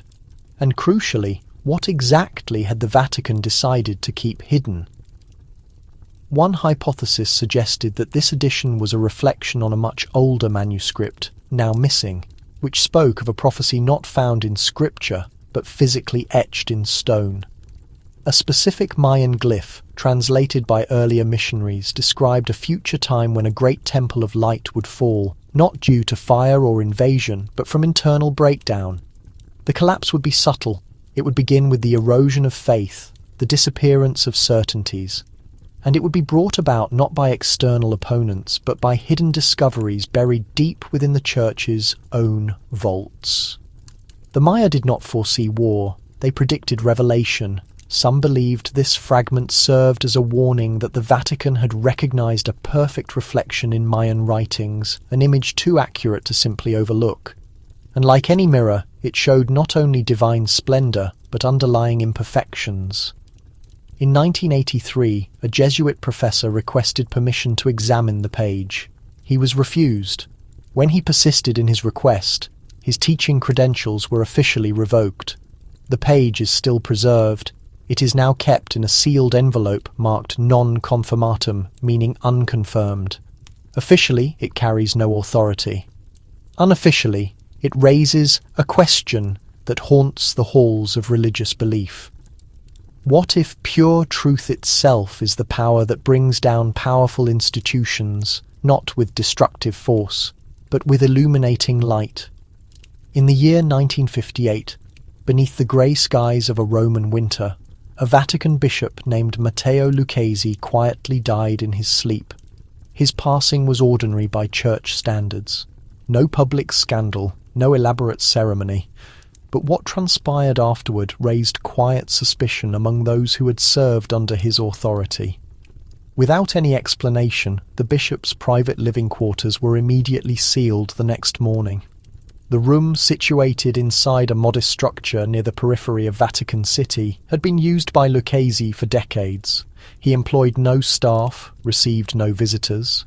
He ate his meals alone, wrote in longhand, and frequently disappeared for hours beneath the ancient stone tunnels of the Apostolic Palace.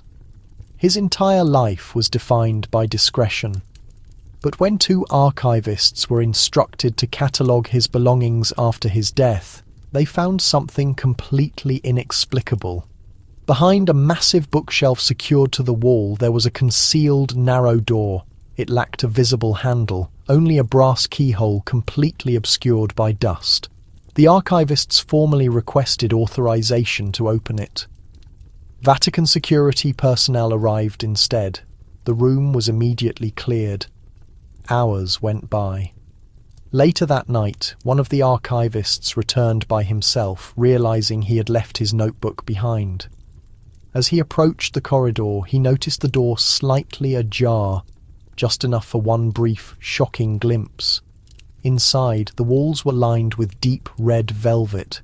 Candles had been placed in heavy iron sconces, but it was the central object that caused him to freeze completely.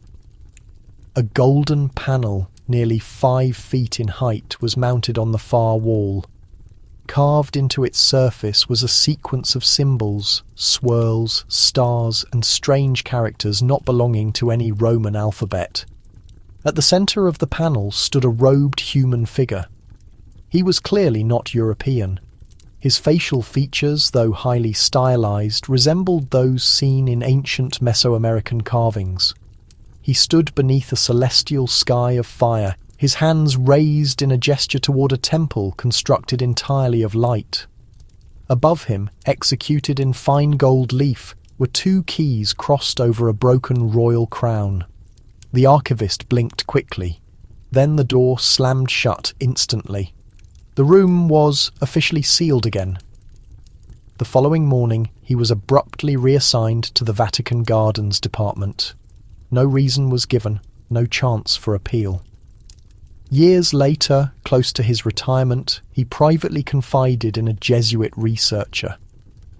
He described in detail what he had witnessed, how the figure on the wall reminded him not of any Catholic saint, but specifically of the Maya. The researcher's face went pale. Then he opened a leather-bound volume and turned to a page displaying a glyph from a temple site in Palenque. It showed the exact same crossed keys, the identical firelit sky. Bishop Lucchese had never published anything about the Maya, but according to church records, he had spent several years stationed in Guatemala as a young, relatively obscure priest. There are no remaining documents detailing what he did there, only a sealed room, a stunning golden panel, and a mystery considered too perilous to leave exposed. Whatever was hidden within that small chamber was not simply forgotten. It was preserved in deep silence, guarded by the surrounding shadows, and perhaps one day it will be rediscovered, not in broad daylight, but in a quiet whisper that echoes throughout the marble corridors. In the summer of 1972, a concise letter arrived at the Vatican Observatory, carefully folded in a rigid envelope bearing a seal from Belize. Inside was a formal request from a team of international archaeologists who were working near a newly excavated Mayan site known as La Milpa. Among their significant finds was something truly extraordinary. An ancient stone tablet carved with an elaborate map of the stars. But it was not the positions of the stars themselves that captured their attention. It was the precise alignment it depicted. The map pointed to a very rare celestial event that was not slated to occur again until the year 2023. The archaeologists strongly believed that the Mayan priests had not only meticulously charted the movements of the stars, but had successfully predicted an astronomical event thousands of years into the distant future. They urgently sought the Vatican's astronomers, recognized as some of the most proficient in the world, to officially verify their unexpected findings. The observatory did not respond to the communication. Weeks went by without word. a second, more urgent letter was dispatched, this time addressed directly to the director of the Vatican Observatory at Castel Gandolfo. Still, there was no answer. Then came a recorded phone call placed by one of the increasingly frustrated Belizean researchers. The Vatican official on the line gave a definitive statement. The observatory declines participation in this specific matter. No explanation was offered, no formal review promised, no interest shown whatsoever. To most observers, it seemed like routine bureaucratic obstruction, but one Jesuit scientist who had served at the observatory in the late 1950s thought the decision was based on something else. He reached out to one of the archaeologists in complete secrecy. The two met at a cafe in Florence, where the priest produced a photograph, faded and with torn edges, of a similar stone fragment discovered decades earlier in Guatemala. The unique markings were nearly identical. That stone had been sent to Rome in the early 1900s. It was logged in, professionally cleaned, and then quietly placed in storage in the archives located beneath the Vatican museums. It had never once been publicly exhibited. The priest explained that in 1947 an internal directive was issued stating that no star charts originating from pre-Christian civilizations were to be included in public displays unless they were verified by multiple credible sources. But the sources for verification were not scientific. They were purely theological. In other words, the celestial bodies were not permitted to speak if the Church did not approve of their message. The refusal from the Vatican Observatory, therefore, was not mere lack of interest. It was adherence to an established policy, a decision made many years prior in hushed inner rooms that some knowledge of the heavens was simply better left undiscovered. What exactly did the Mayans see? According to their surviving carvings, the planetary alignment in 2023 would signal not catastrophic destruction, but a significant shift in prevailing faith, the turning of a major age. Not a cataclysm of fire or flood, but a quiet falling away of established belief. And perhaps that was the core fear, that their ancient silent stars told an undeniable truth the Vatican could not successfully manage, not with religious doctrine, not with outright denial, but only with absolute silence. And in the midst of that institutional silence, somewhere far above the clouds and firmly behind the fortified walls, the celestial spheres continued their inevitable movement, regardless of whether humanity chose to look up or not. In the hills of Tepeyac, located just north of what is now Mexico City, a powerful story began in the year 1531 that would fundamentally shape Catholic worship throughout the Americas. It was here that a humble man named Juan Diego claimed to have encountered a lady surrounded by a powerful light, standing silently atop the small hill. She addressed him directly in Nahuatl, his native tongue, and requested that a church be constructed in her specific name. That miraculous lady eventually became universally known as the Virgin of Guadalupe. The Vatican would eventually declare the event to be a genuine miracle. Millions of pilgrims would journey to the massive basilica that now stands at Tepeyac, and the image of the Virgin miraculously imprinted onto a simple cloak would become one of the most sacred icons in the entire world. But few ever mention the subtle symbols hidden within her legendary story, or the strange marks discovered carefully placed behind the main altar.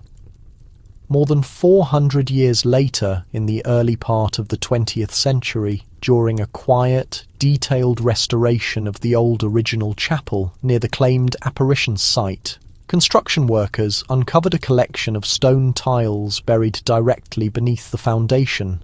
They were clearly not European in origin. The markings carefully etched into their stone surface were curved, looping, and incredibly precise. Not written in Latin, nor in Spanish. They were Mayan glyphs. The tiles had been deliberately arranged in a perfect circle. At the centre was a prominent sun symbol surrounded by crossed lines, virtually identical to glyphs found near the ancient city of Palenque. But here it was smaller, quite faded, as though it had been purposely concealed. A respected scholar from the University of Mexico was brought in for consultation. He officially confirmed that the markings were authentic, and he pointed out something even more strange.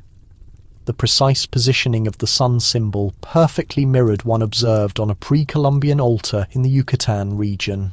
An altar specifically dedicated to Ixchel, the powerful goddess of the moon and female fertility. The original Mayan symbol had been altered ever so slightly.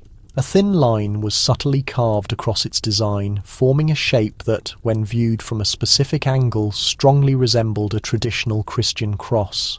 The church hierarchy never issued any official statement regarding this discovery.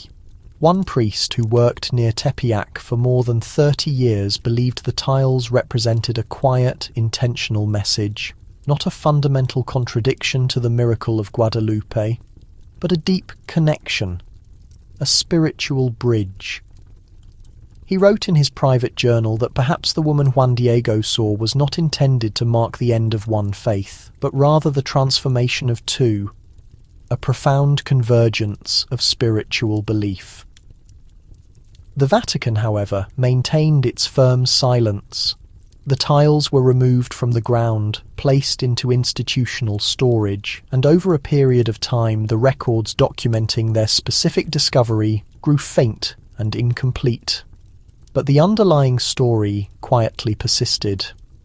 In a secluded corner of the basilica, past the rows of burning candles and beneath the distinct scent of old stone and fading roses, there is a mosaic that some faithful observers claim includes one single tile from that original hidden circle, placed deliberately upside down so as not to be easily recognized. But those who are aware know the truth.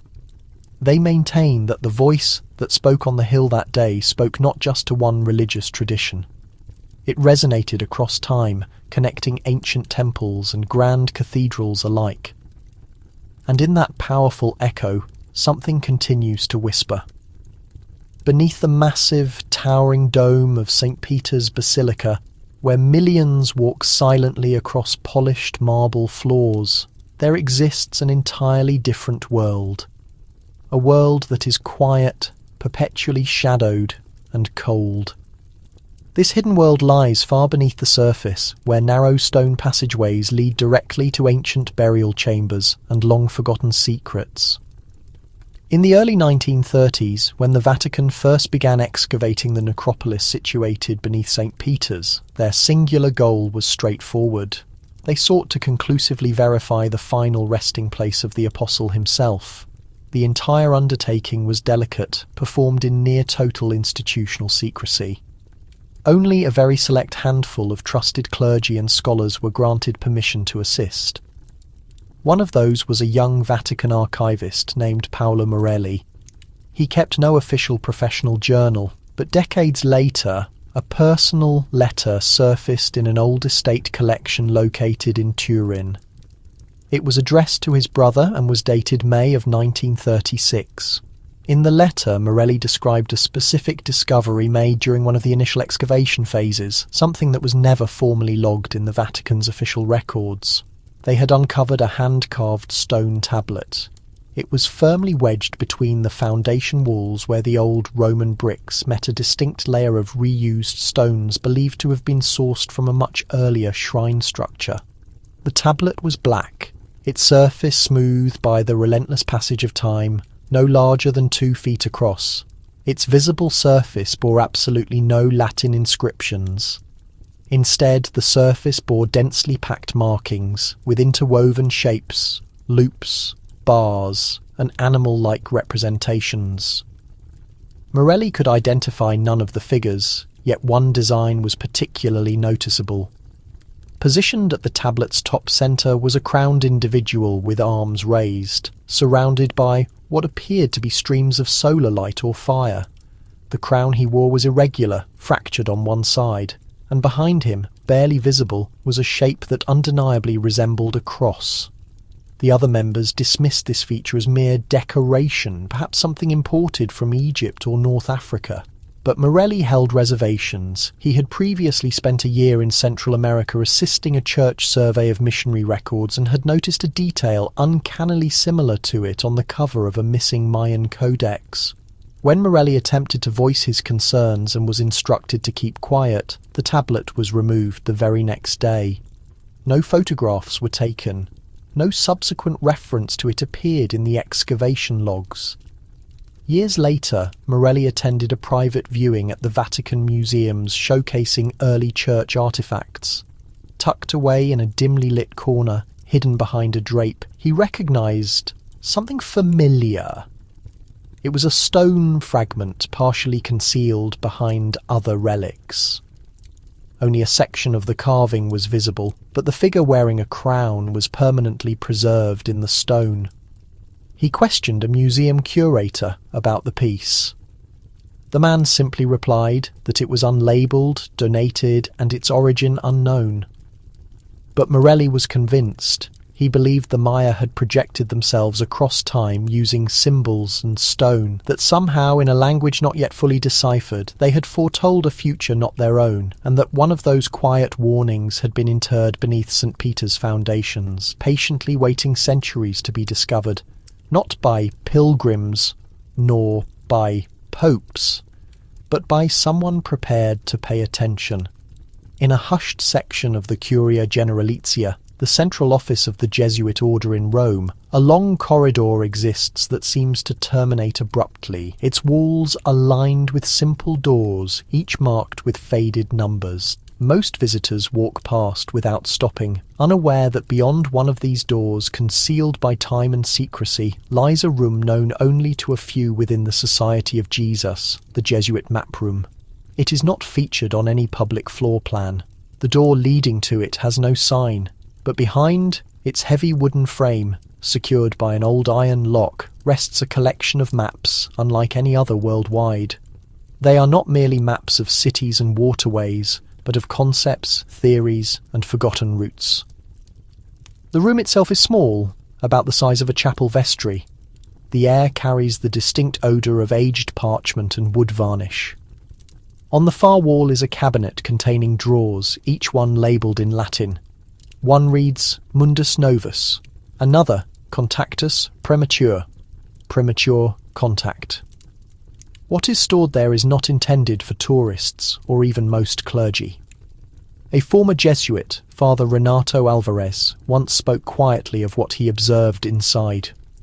In a recorded interview given shortly before his death in 1991, he described a map that fundamentally altered his understanding of both history and religious faith. It was sketched in the early 1600s by a Jesuit missionary named Father Mateo de Aranda, who had sailed to Central America under Vatican mandate to study local indigenous cosmology. The map, drawn with deep sepia ink, depicted a coastline matching modern Guatemala, but included details no European explorer of the time could possibly have known. Further inland, past the mountain range, was a temple marked not in Latin, but with glyphs, Mayan glyphs, and then came the surprising element. Beneath the temple, a straight line extended eastward across the Atlantic Ocean. It terminated precisely at the location of Vatican City. Father Alvarez asserted the line was marked Ita Spirituale, the spiritual path. Other maps displayed similar correlations. Mayan roads aligned with European holy sites. Sea passages from the Yucatan to Italy were dated to centuries prior to the Age of Discovery. One map even showed a circular stone structure in a jungle clearing that bore a striking resemblance to the dome of St. Peter's Basilica. When Alvarez inquired why these maps had never been disclosed, a superior softly told him that some paths are not intended to be travelled in plain view. He resigned from the order the following year. To this day, the Jesuit map room remains sealed, its contents known only to a small group of trusted scholars. But if Father Alvarez's account is accurate, then the story the maps convey is not merely one of geography. It is one of foresight, a bond between two civilizations traced not just in ink, but in premonition. And somewhere in that narrow space, on yellowing parchment and fragile vellum, may lie the answer to a question the Vatican has never dared to pose out loud. Did the Maya possess knowledge of the Church before the Church became aware of them? In the quiet hours just preceding dawn, when Rome still lies asleep under its blanket of shadow, Cardinal Stefano Bellori would routinely wake and sit by the window of his private study. The gentle movement of trees in the Vatican gardens typically offered him peace. But on a particular morning in the spring of 1978, that stillness was broken.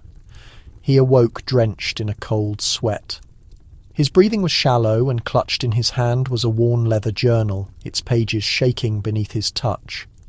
The dream had recurred.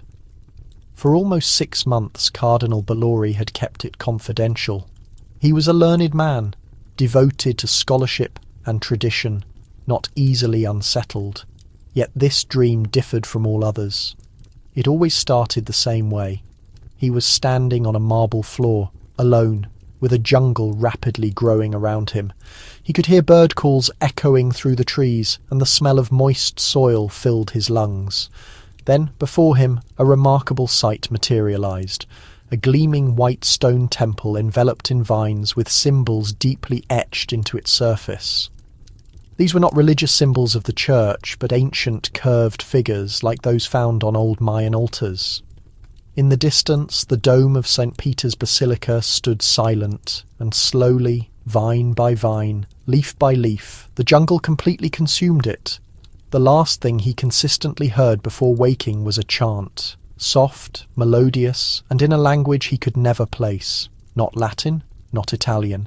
Yet something deep within him resonated with it, as though his very being comprehended. For years, Bellori kept the dream a secret. But after the 3rd time, he started documenting what he remembered in his journal. Names, symbols, fragments of language. He even sketched the temple from memory. It looked unnervingly similar to a structure at Copan, a Mayan site he had once seen referenced in a missionary archive. The Vatican naturally offered no official comment on dreams, but those closest to Bellori noticed a shift. He withdrew from public services, spoke less frequently at meetings, and spent extended periods in the apostolic library poring over missionary letters from Central America. He once asked an assistant to retrieve a copy of the Dresden Codex, one of the few surviving Mayan books. When the young man handed it to him, Bellori murmured that he had seen those same stars in the sky above Rome. 2 weeks later, the cardinal suffered a minor stroke. He was sent to a villa outside the city to recover.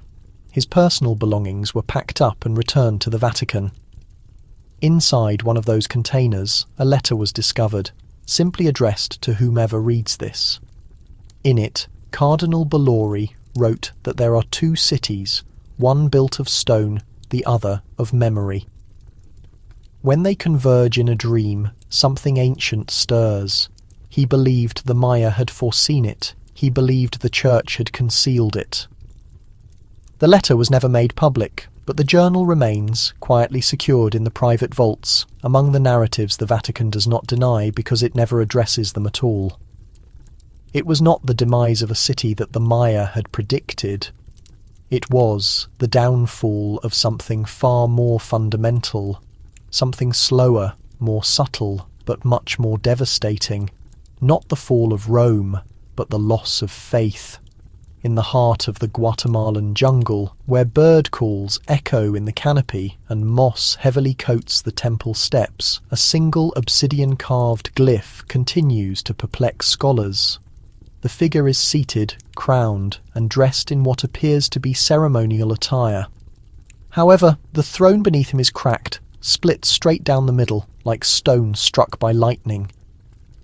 Beneath the glyph, 3 words are etched in Mayan script, loosely translated as the throne that forgets. When Vatican linguists first reviewed the inscription in the early 1900s, they dismissed it as poetic metaphor. But one priest, Father Miguel de Sanctis, perceived a deeper meaning. He theorized the broken throne symbolized not political ruin, but spiritual decline, the type that arrives not with violence or conflict, but with quietude. Father Miguel was a reserved man, more an intellectual than a public speaker. In his private notes, which were never published but quietly documented by the Vatican Library, he wrote that the Church too often focuses on the physical walls of the city rather than the devotion held within them. The Maya did not warn of devastation, they warned of oblivion. That word, forgetting, became central to his subsequent research.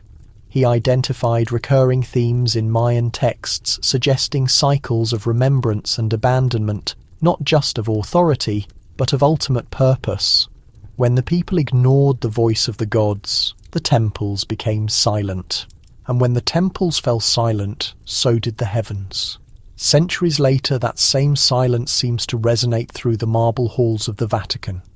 By the year 2023, reports across Europe indicated historically low church attendance. Vocations to the priesthood dwindled. Younger generations turned away, not through hostility, but through apathy. A quiet dissipation, like dust settling upon an abandoned book. It was not a war. It was not a scandal. It was a failure to remember. And perhaps that was the Maya's true vision. A throne not violently destroyed, but vacated by inattention. A decline not of Rome, but of the very reason people once looked to the divine. The glyph, the broken throne, the empty hands of the robed figure. It was all there, centuries before the first stones of St. Peter's Basilica were ever laid.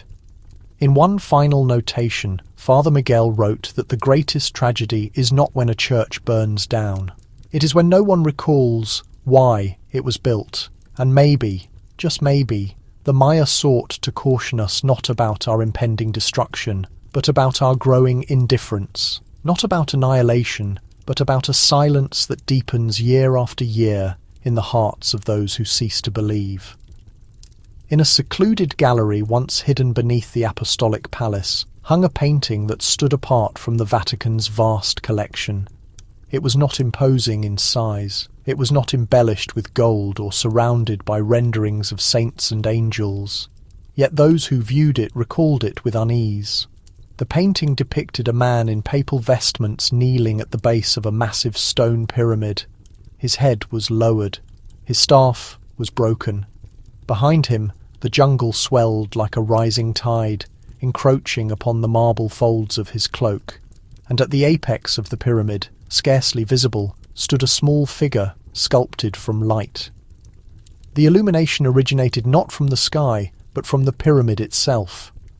The painter's identity was never formally recorded, but Vatican scholars theorized it was created by a Jesuit in the late 17th century, possibly following a mission to the Yucatan Peninsula. There were no accompanying notes, no records, no catalogue entry. Only the canvas itself, marked with a small date in one corner, 1672. For nearly 300 years the painting remained in a side corridor, placed among less prominent relics of missionary art. Most visitors never noticed it, but in 1965, during a low-profile reorganization of the collection, the painting was removed. No official document indicates its current location. Archivists stated it was undergoing restoration. Others presumed it was damaged, but those who had studied the work remembered no deterioration, no fading, no tears. Only a strange, almost pulsating energy that seemed to emanate from its subdued colours and shadowy forms. Father Celestino Ramirez, a young seminarian at the time, clearly recalled the day the painting disappeared. He had been studying Mayan astronomy under a Dominican historian and frequently walked the corridor to gather his thoughts. When he returned the following morning, the space on the wall was bare. A small plaque remained, but even that was gone by evening.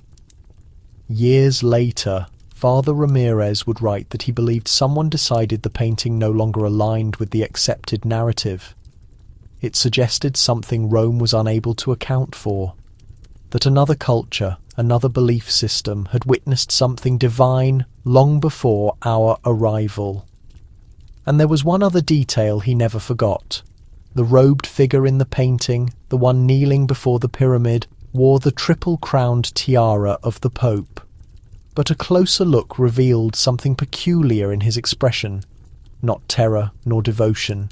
It appeared to be recognition, as if he had previously encountered the light atop that ancient temple, as though he remembered something buried long ago. The painting's destiny remains uncertain. Some believe it was destroyed. Others suggest it was moved into the Vatican's private collection, accessible only to a select few. But the memory of it persists like a quiet murmur behind velvet hangings, a testament that not every story is recorded in books. Some are painted, shown briefly, then removed when they speak too plainly. It sat on the bottom shelf of an overlooked cabinet in the papal library, its pages wrapped in dark fabric, its origin a mystery. Labelled only as Anonymous Acquisition, 1703, the manuscript had no title, no author's name, and no dedication, just a sequence of unfamiliar symbols arranged in a circle. Most visitors would walk past it without a second glance, but one man did not. Monsignor Paolo Grimaldi, a fastidious librarian with a keen eye for unusual items, was cataloguing forgotten volumes in the early months of 1974 when he came upon the manuscript. Initially, he assumed it was a medieval astrological chart, but the deeper he examined it, the more uneasy he became. The paper felt coarse, like the kind used for Mesoamerican codices. The reddish-brown ink had slightly diffused into the fibres, and the symbols were not European. Grimaldi stayed awake all night. By dawn he had successfully matched several glyphs to established components of the Mayan Tzolk'in calendar. Days, seasons, deities, all marked in spirals and curves that appeared to map not just time but underlying meaning. But it was the marginal notations that truly astonished him. Written in careful Latin, barely legible in faded ink, someone had annotated the calendar. One note read, "In the season of ash, the great robe falls." Another line scrawled near the glyph for an eclipse simply stated, "They soar further than we permit." Grimaldi presented his findings to his superior, Cardinal Bologna, a severe man with little patience for conjecture. The cardinal briefly inspected the manuscript, closed it, and stated only that it belonged in the restricted section. And so it was moved there, inaccessible and out of public view. But Grimaldi could not dismiss it. He spent years quietly trying to uncover how a Mayan calendar ended up in the very centre of the Vatican. There were no acquisition records, no shipping manifests, no donor lists from the year 1703. It was as if the manuscript had simply materialised. Some whispered that it arrived with a Jesuit missionary returning from Central America, a man who died days after reaching Rome. Others claimed it had been secretly passed down, hidden by those who grasped its significance and feared what it revealed. The calendar did not foretell the end of the world, as many once believed. It pointed toward a moment of significant change, a collapse of institutions long considered impregnable. And if the annotations were accurate, the Vatican was not excluded from that vision. It was at the focal point. Grimaldi died in 1981. His personal journals, quietly donated to a small seminary in Umbria, mention the manuscript only one last time. "They knew," he wrote, "they knew that time is not a straight path. It is a loop, and in that loop even the most ancient thrones must yield and rise again." They said he was gifted with languages, a quiet man who seldom raised his voice. His name was Father Emilio Cardenas, a Vatican linguist born in the mountainous region of northern Spain. By the age of 35, he had mastered Latin, Greek, Aramaic, and even Nahuatl, the ancient language of the Aztecs. But the language that transformed him, the one that tormented him, was Mayan. In the spring of 1968, Father Emilio was called upon to assist with a confidential translation project deep within the Apostolic Palace. The document itself had no formal title. It was a fragile fragment of a stone rubbing copied from a temple wall in Guatemala. The symbols were crude, yet meticulously deliberate, etched centuries before European vessels reached those shores. No explanation was given as to how the Vatican acquired it. No explanation was sought. For weeks, Emilio worked diligently over the glyphs in a silent room beneath the Vatican library. He spoke little and slept even less. Something about the text unnerved him. Not just the content, but its underlying rhythm. The carving spoke of a downfall, not of a city or a civilization, but of a voice, a sacred utterance that ascended too high and was silenced by the heavens themselves. One specific symbol recurred repeatedly, a fire-crowned circle, a throne without an occupant. And then the sentence, El trono de Dios que niega al sol, the throne of God that denies the Sunday. That phrase marked the turning point. Emilio read it once, then again, then a third time more slowly. Something about it seemed illogical yet powerfully clear. It persisted in his mind, vibrating. He left the room that night looking pale and distressed, and from that day forward, he was changed. Colleagues described him as withdrawn, even paranoid. He stopped attending Mass. He declined assignments. He would stare for hours at the same section of his study wall, muttering to himself in Mayan.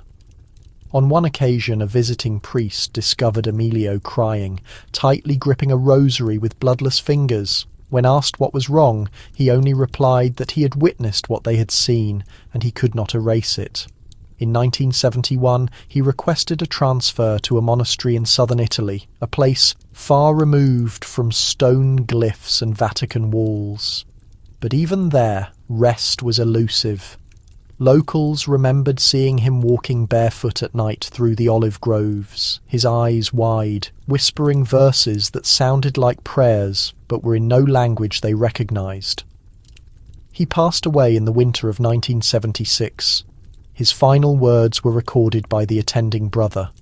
They were not in Spanish, not in Latin, but in Mayan, and when translated they said, "The sky remembers, the throne forgets, but the stone does not." To this day, the rubbing he translated is no longer listed in any Vatican catalogue. It disappeared as though it had never existed. But in one small drawer of Father Emilio's desk, beneath a layer of dust, was a note scrawled in a shaky hand. I fear the prophecy was not meant for them. I fear it was meant for us. It was a chilly evening in Rome, the kind that enveloped the marble halls of the Vatican, in a quiet murmur of ancient air. The year was 1979. In the Jesuit wing of the Apostolic Palace, a meeting took place that was never officially documented. The group was small, no more than 5 men seated under the light of a single brass chandelier. Among them were 2 cardinals, a Jesuit astronomer, and a bishop renowned for his work in the Vatican's secret ethnographic archives. The 5th man, older than the others, spoke sparingly, but when he did, the others lapsed into silence. On the table before them lay an open file twice stamped in red. Privato, riservato. Inside were 2 documents. One, a photocopy of a Mayan codex recently found in a cave near Koba. The other, a medieval manuscript written in Latin by a French monk exiled for heresy. Oddly, both texts referred to the same phenomenon, a blood moon. The Mayan codex described a celestial event when the moon would appear red and the stars would deviate from their expected courses. This event, it stated, would mark the moment when the Temple of Stone shall open and its heart shall be judged. The Latin manuscript, dated 1262, warned of a red moon over the Holy See, a harbinger of decline not through conflict, but through quiet abandonment. Neither author could have known the other, yet here were 2 voices separated by vast oceans and centuries, echoing the same warning. The Jesuit astronomer leaned in and pointed to a date scribbled in the margin of the Mayan codex. It approximated the modern calendar as 2014. He then opened a contemporary almanac and turned to the same year. A blood moon, he stated softly, was scheduled to occur that spring. The bishops exchanged cautious looks. Silence lingered. Then the eldest man, who had remained mostly quiet, finally spoke. "If the prophecy is genuine," he said, "we have less than a year." What followed became known only among the few as the Blood Moon Accord. It was not a formal strategy. No documents were signed, no explicit orders were given, but there was an understanding, unspoken and profound. The Vatican would closely observe events, the observatory would maintain silence, and if anything occurred that paralleled the warnings of the Maya or the ancient church texts, it would be managed discreetly, internally, without public disclosure. And so, when the blood moon ascended over Rome on April 15th, 2014, the city remained undisturbed. The faithful slept. Tourists strolled the piazzas. But inside the Vatican, every light remained lit. In the days that followed, a single report circulated among departments, a brief account from a Swiss guard stationed near the dome of St. Peter's Basilica. He claimed that for a moment during the peak of the eclipse, the shadows on the dome appeared to take the shape of a jaguar, observing, waiting. The report was officially logged, then quickly removed, and the blood moon passed, leaving behind only unanswered questions and the silent pact that some truths must remain concealed in the dark. In the mountains of central Guatemala, just beyond the overgrown trail that once marked a Jesuit mission route, stands a small, deteriorating church. The roof sags. The bell tower collapsed long ago. It is a place most local villagers ignore. But in 1972, an archaeological team led by Dr. Emilio Ortega was granted unusual permission to excavate the site. What they uncovered beneath the floor tiles shocked them into silence. The stone pavement gave way to a spiral staircase, worn smooth by centuries of secret use. At the bottom, illuminated only by nervous lamps and flickering lights, was a crypt that had not been exposed to daylight for over 300 years. The air was cool but surprisingly fresh, and what stood in the centre was inexplicable. On one wall, a carved crucifix rose in perfect Roman style. On the opposite wall, a golden sun symbol faintly glowed in the dust, its rays spiralling outward like the glyphs found in Mayan tombs. 2 altars, 2 deities, 1 crypt. Dr. Ortega was a cautious scholar. He made no bold assertions at first, but as he explored the space further, he noticed other peculiar details. The floor tiles alternated between Italian marble and local volcanic rock. There were prayer benches oriented toward both altars. And in a corner, partially buried in ash and residue, lay a sealed wooden box. Inside were 4 pages, not parchment, but bark paper, Mayan, but with Roman script scrawled over the glyphs. Someone long ago had attempted to translate the devotions of one faith into the language of another. The history began to emerge. In the late 1600s, this mission was operated by Jesuits assigned to convert indigenous communities. But instead of eradicating their faith, it seemed one priest had sought to preserve it, secretly merging Mayan tradition with Christian liturgy, hidden from the scrutiny of Rome. It was not an act of treachery, it was a quiet gesture of reconciliation. But reconciliation, as history often demonstrates, is rarely permanent. Only days after the discovery was reported to Vatican representatives, the site was closed. Dr. Ortega's excavation permit was cancelled. The church was quietly purchased by a religious trust with affiliations to Rome. Within weeks, the crypt was sealed once more, this time with concrete, not reverence. The official statement cited structural hazards. No mention of the dual altars, no word of the mixed prayers or the strange convergence of beliefs. But villagers continue to share stories. On sacred nights they claim candlelight flickers through the cracks of the old church floor. Some say it is the breath of forgotten saints. Others believe it is the sun god observing the cross. And a select few whisper that the Vatican did not conceal the crypt out of fear of heresy, but out of fear of what truth might surface if the world saw what had once peacefully coexisted beneath its own vigilant gaze.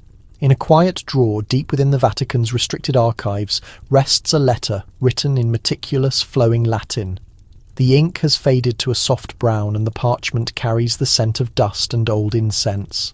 But the text remains clear, composed and unsettling.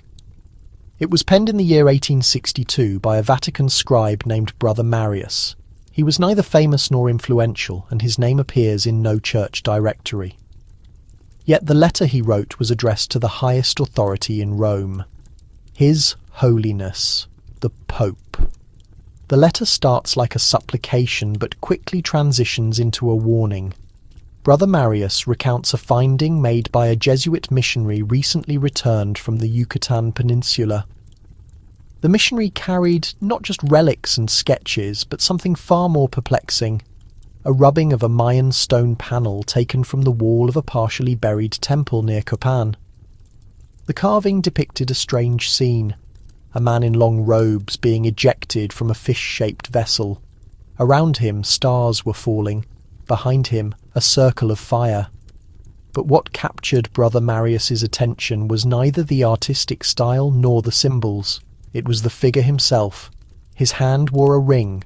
His robe featured a small cross stitched at the chest. It was undeniably the vestment of a pope. This was no mythology. It was no speculation.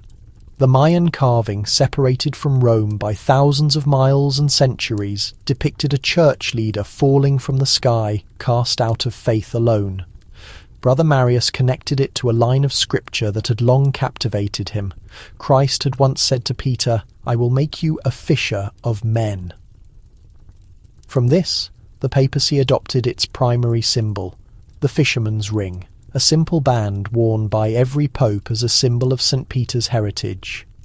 But this ring in the Mayan image was fractured. The Vatican responded immediately. The letter was stamped, filed, and silently locked away. The missionary who brought the rubbing never returned to the Americas. His name was removed from travel logs, and the image itself, once catalogued, vanished from all official records. But there is one final development. In 1987, a copy of that letter was leaked by an anonymous archivist to a minor journal of biblical archaeology. It was dismissed as fabricated, a hoax. Yet a few months later, a fragment of a similar carving showing a man in a fish-shaped boat was unearthed in Guatemala. The Vatican issued no response. Some believe the fall of the fisherman is not a prediction of doom. Others think it speaks of the moment when belief ceases to be followed blindly and begins to be challenged, when the institutional authority remains, but the conviction underlying it starts to crumble. Whatever the truth, one fact remains. The Vatican's most potent symbol is not a crown or a throne. It is a ring worn by a man called to gather souls. But even fishermen, it appears, are susceptible to falling. It was discovered by chance, or at least that is how the story is told. In the winter of 1951, a young priest named Father Lucien D'Amato was helping to tidy an unused reading room beneath the Apostolic Palace. The room had been sealed for decades. Dust lay heavily on every surface. Stacks strained from the heft of discarded chronicles. Yet, tucked behind a broken drawer cabinet, which was crammed into a narrow break in the masonry, he uncovered a leather-bound manuscript unlike the others. It bore no inscription, no identifying signs on its spine. The covering was pitch black, jagged like volcanic glass, and strangely chilled, even with the room's prevailing warmth. Inside, the pages were thick and easily broken, inscribed with a mix of classical Latin and a much older script. Something curved, symbolic, etched with glyphs Father Lucien had never encountered. He presented the book to his supervisor, assuming it might be a misplaced religious text or a cryptic scholarly work. But upon reaching the 6th sheet, both individuals fell silent. For there, carefully rendered in crimson and deep ink, was a chain of pictures that would redefine their understanding of everything. It opened with an immense temple, towering and squared, with its staircases resembling teeth. Not of the Empire of Rome, not of the continent of Europe, it was a Mayan structure. Following this came a deluge of distant stars, an eclipsed sun, and a man cloaked in a robe bowing before the edifice, as if in solemn prayer. However, the final portrait was the puzzle no one could decipher. a huge Christian sanctuary, unequivocally St. Peter's, dissolving into dust, while above it hovered a sigil that was part religious cross and part serpentine coil. The document had no verifiable creator, no traceable origin. It was placed within a locked archive and given an arbitrary title, Fragmentum Sine Nomini, the text without a name. Academics within the Vatican covertly attempted to decipher additional sections of it. The Latin passages alluded to prophecies regarding the end of time. Some were taken directly from the Book of Revelation, yet others spoke of a mirrored empire, one that would emerge across the great ocean, disguised in piety, but oblivious to its eventual demise. The Mayan pictograms proved more difficult to interpret. One linguistic expert asserted they echoed 4 warnings present in the Dresden Codex, warnings concerning recurring destruction and spiritual abandonment. Another countered that they were merely stylistic depictions, not true prophecy. But late one evening that same expert abruptly resigned and departed from the city of Rome indefinitely. There was a final inscription scrawled in simple pencil on the last folio, likely by an earlier scholar. It stated simply, "We assume we direct the world, but possibly we are only travelling another's path, already foreseen, already decreed." The Holy See never released the manuscript publicly. To this day, it is believed to rest in a repository sealed with protective lead and cedarwood behind a triad of locks, currently unwatched. Yet its narrative seeps out, whispered in the hushed library's quiet inquiries among the ordained and unnamed volume and ancient tongue, and a foretelling that may not belong to antiquity but to the very period we are currently experiencing. Deep in the core of the dense jungle where the climbing plants drape heavily and time appears to exhale through solid rock, there stands a dilapidated temple that indigenous people call the Place of Quiet. Its stonework is cracked, its covering long gone. But on a singular stone slab adjacent to the ceremonial space, a message remains etched. It lacks a date, lacks a signature, only a carved tableau.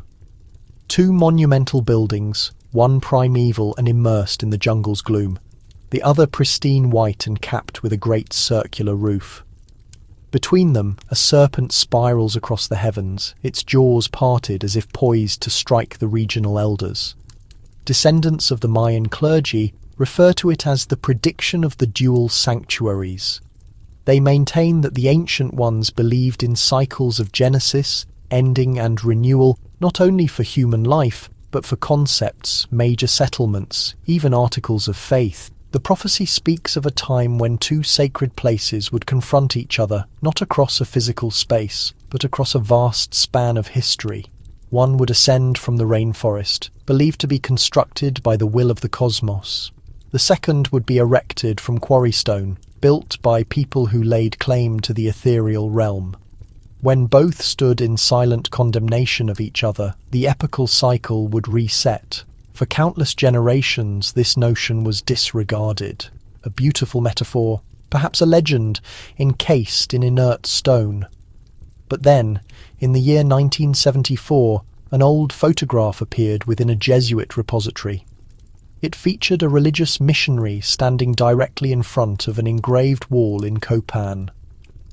Behind him, carved in faint lines, was the unmistakable outline of the Vatican St. Peter's Basilica, long before it could have been observed by the inhabitants of those wild regions. The engraving presented 2 structures side by side, the immense terraced temple of the Maya and a domed edifice adorned with a crucifix. The dome was visibly fractured. The atmosphere above it was dark and foreboding. The Vatican offered no official comment. Many years later, an academic named Father Hernan Valera, who focused on pre-Columbian religious studies, started comparing sacred writings. He discovered a strange link between the Popol Vuh and several Latin sermons dating back to the 12th century. Both mentioned a reflective temple, a location where the divine presence would face opposition from an emerging silence. It was not the demolition of an architectural structure they were concerned about, he recorded. It was the loss of certainty. The prophecy does not specify the names of the temples. It makes no accusations, offers no divine favour. yet it implies that power, when held for too long by a singular voice, starts to disregard the necessary silence that gave it true significance. Father Valera's extensive notes were never made public. He vanished during a follow-up expedition to Guatemala in the year 1991. His personal journal was recovered in a simple hotel bedside table.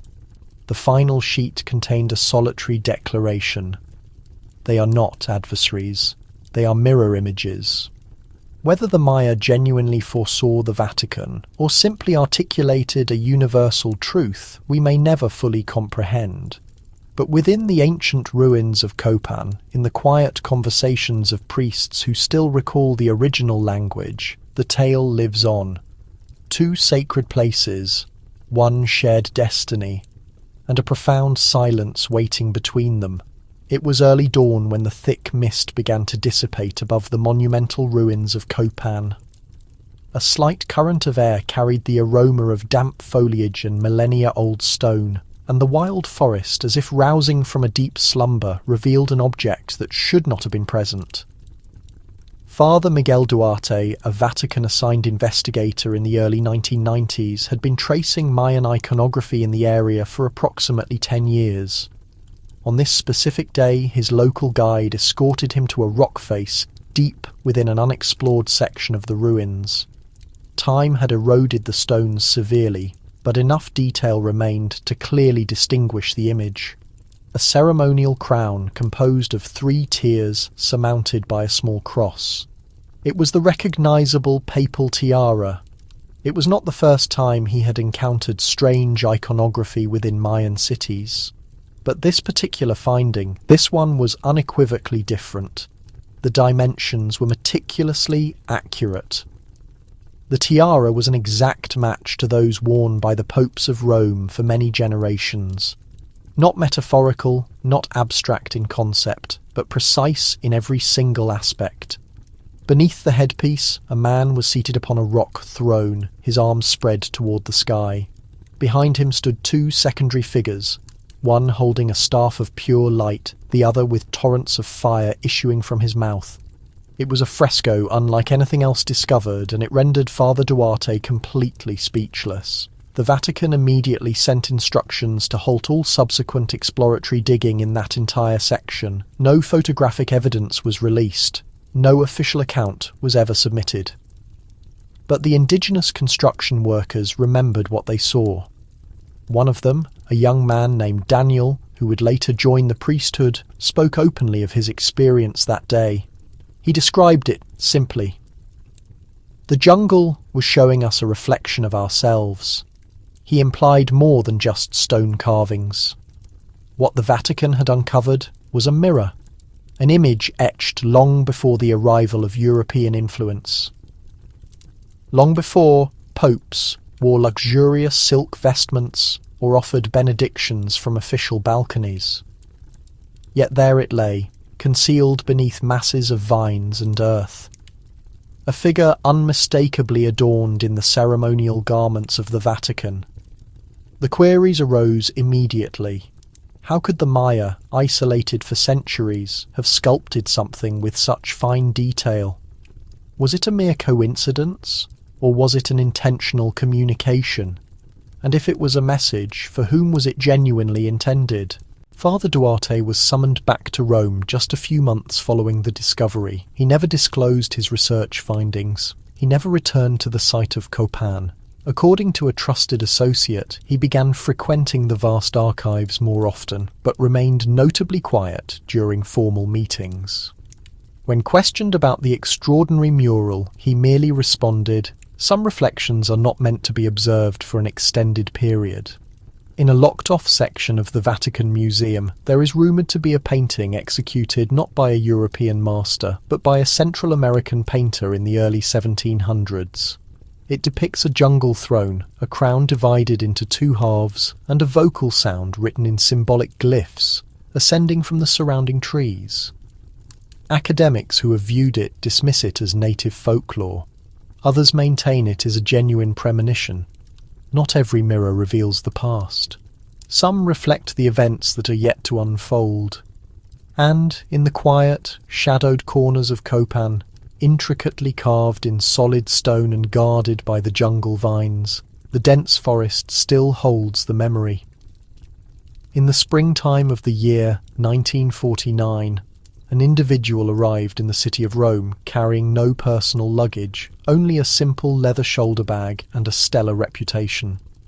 His given name was Sebastian Ortega, an exceptionally talented young linguistic scholar from the nation of Mexico, personally selected by Vatican academics for his astonishing skill in deciphering ancient symbolic writing. He had previously worked on several obscure and rare codices, but now he had been called upon for a task far more sensitive, something that would absolutely never be discussed beyond the fortified walls of the Holy See. Sebastian was escorted down into the subterranean levels of the Apostolic Palace, far beneath the polished marble floors where the cardinals conduct their business. In a small, completely windowless room, he was presented with a solitary rolled parchment, obsidian black, sealed around the edges with crimson wax and noticeably older than any artifact he had previously encountered. The symbolic carvings etched onto its surface were indeed Mayan, but intricately woven with an entirely different script, Latin perhaps, or a language even more ancient, buried deep below centuries of religious custom. He commenced his work immediately, allowing himself only brief periods of sleep, declining sustenance unless explicitly reminded. Vatican security guards claimed they could hear him speaking softly to himself, repeating the same identical phrase in both Latin and a curious unknown dialect. One distinct word above all others echoed out from the sealed room: luminal, a term that is absent from all documented formal Mayan records. On the sixth successive night, Sebastian abruptly vanished. The small chamber where he had been working was discovered locked securely from the inside. The valuable scroll was nowhere to be found. Only the single candle remained on the desk, still burning brightly as if time itself had passed it by. A solitary sheet of his meticulously handwritten notes was left, precisely in place, resting neatly beside the flickering flame. The symbolic glyphs name the seat of illumination, but the illumination does not belong to us. No one officially discussed the sequence of events that followed, at least not in any public capacity. His immediate family was informed that he had succumbed to a sudden illness. No physical remains were ever sent back. No memorial service was conducted in his hometown of Mexico City. A close personal friend claimed to have received a cryptic letter several weeks later, entirely unsigned, bearing a postmark clearly from Vatican City. It contained a quick drawing of a recognizable Mayan glyph, a throne structure encircled by descending stars, and directly beneath it the architectural outline of St. Peter's Basilica. The letter and the drawing were tragically consumed in a fire shortly thereafter. Many years later, a Vatican archivist privately admitted to seeing Sebastian's full name listed on a highly restricted inventory log marked as unconfirmed transfer. The particular section was one rarely opened, accessible only by a very small number of trusted scholars vetted by the Congregation for the Defense of the Faith. Some speculate that Sebastian simply fled. Others suggest the contents of the scroll drove him insane, but there are still others who quietly propose a third, more unsettling possibility: that the Vatican did not actually lose him. They chose to retain him. Somewhere hidden behind those monumental doors and the quiet marble statuary, beneath the religious paintings of patron saints and celestial beings, rests a truth not intended for translation, a truth only one man survived long enough to fully read, and perhaps far too long to ever truly forget. In a securely locked chamber deep beneath the main Vatican library, past a winding hallway that is absent from every official architectural schematic, there is rumoured to be a dedicated section reserved exclusively for written records deemed too hazardous for public viewing. It is not officially designated a vault or a separate chamber. It has no formal title. but the extremely select few who have been permitted to enter it refer to it in hushed tones as the Circle Room. Inside, among shelves overloaded with fragile, brittle scrolls and official sealed tomes, rests a specific parchment known only to the most senior and trusted archivists. The Ouroboros scroll, bound completely in cured serpent skin and secured with a set of 3 specific symbols. A religious cross, a celestial sun, and a coiled snake devouring its own tail. It is one of the exceptionally rare artifacts maintained in the Vatican's specialized apocalyptic collection.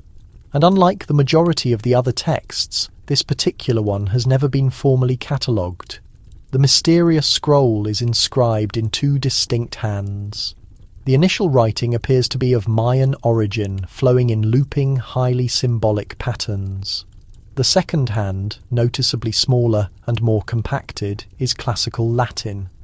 At a superficial first viewing, the 2 scripts appear completely unrelated to one another. But as one archivist quietly observed prior to his unexpected retirement, they do not contradict one another. They perfectly mirror the other. It begins with an elaborate description of a colossal revolving wheel in the night sky, slowly turning across the span of centuries. The original Mayan script discusses continuous cycles of human prosperity, subsequent societal collapse, and ultimate spiritual rebirth. But the Latin portions, added many centuries later, expand upon the concept significantly. They discuss a magnificent place constructed of polished marble and shimmering gold, ruled not by traditional military leaders or hereditary kings, but by ceremonial robes, strict daily rituals, and a profound silence. This place, they clearly state, will not succumb to external warfare. It will inevitably fall due to an overwhelming accumulation of self-knowledge. The scroll derives its name from the complex drawing situated near its conclusion. A serpent consuming its own tail, encircling a majestic temple that bears a striking resemblance to the architecture of St. Peter's Basilica. The massive temple is shown visibly cracked. The sky directly above it is depicted as being dark and ominous.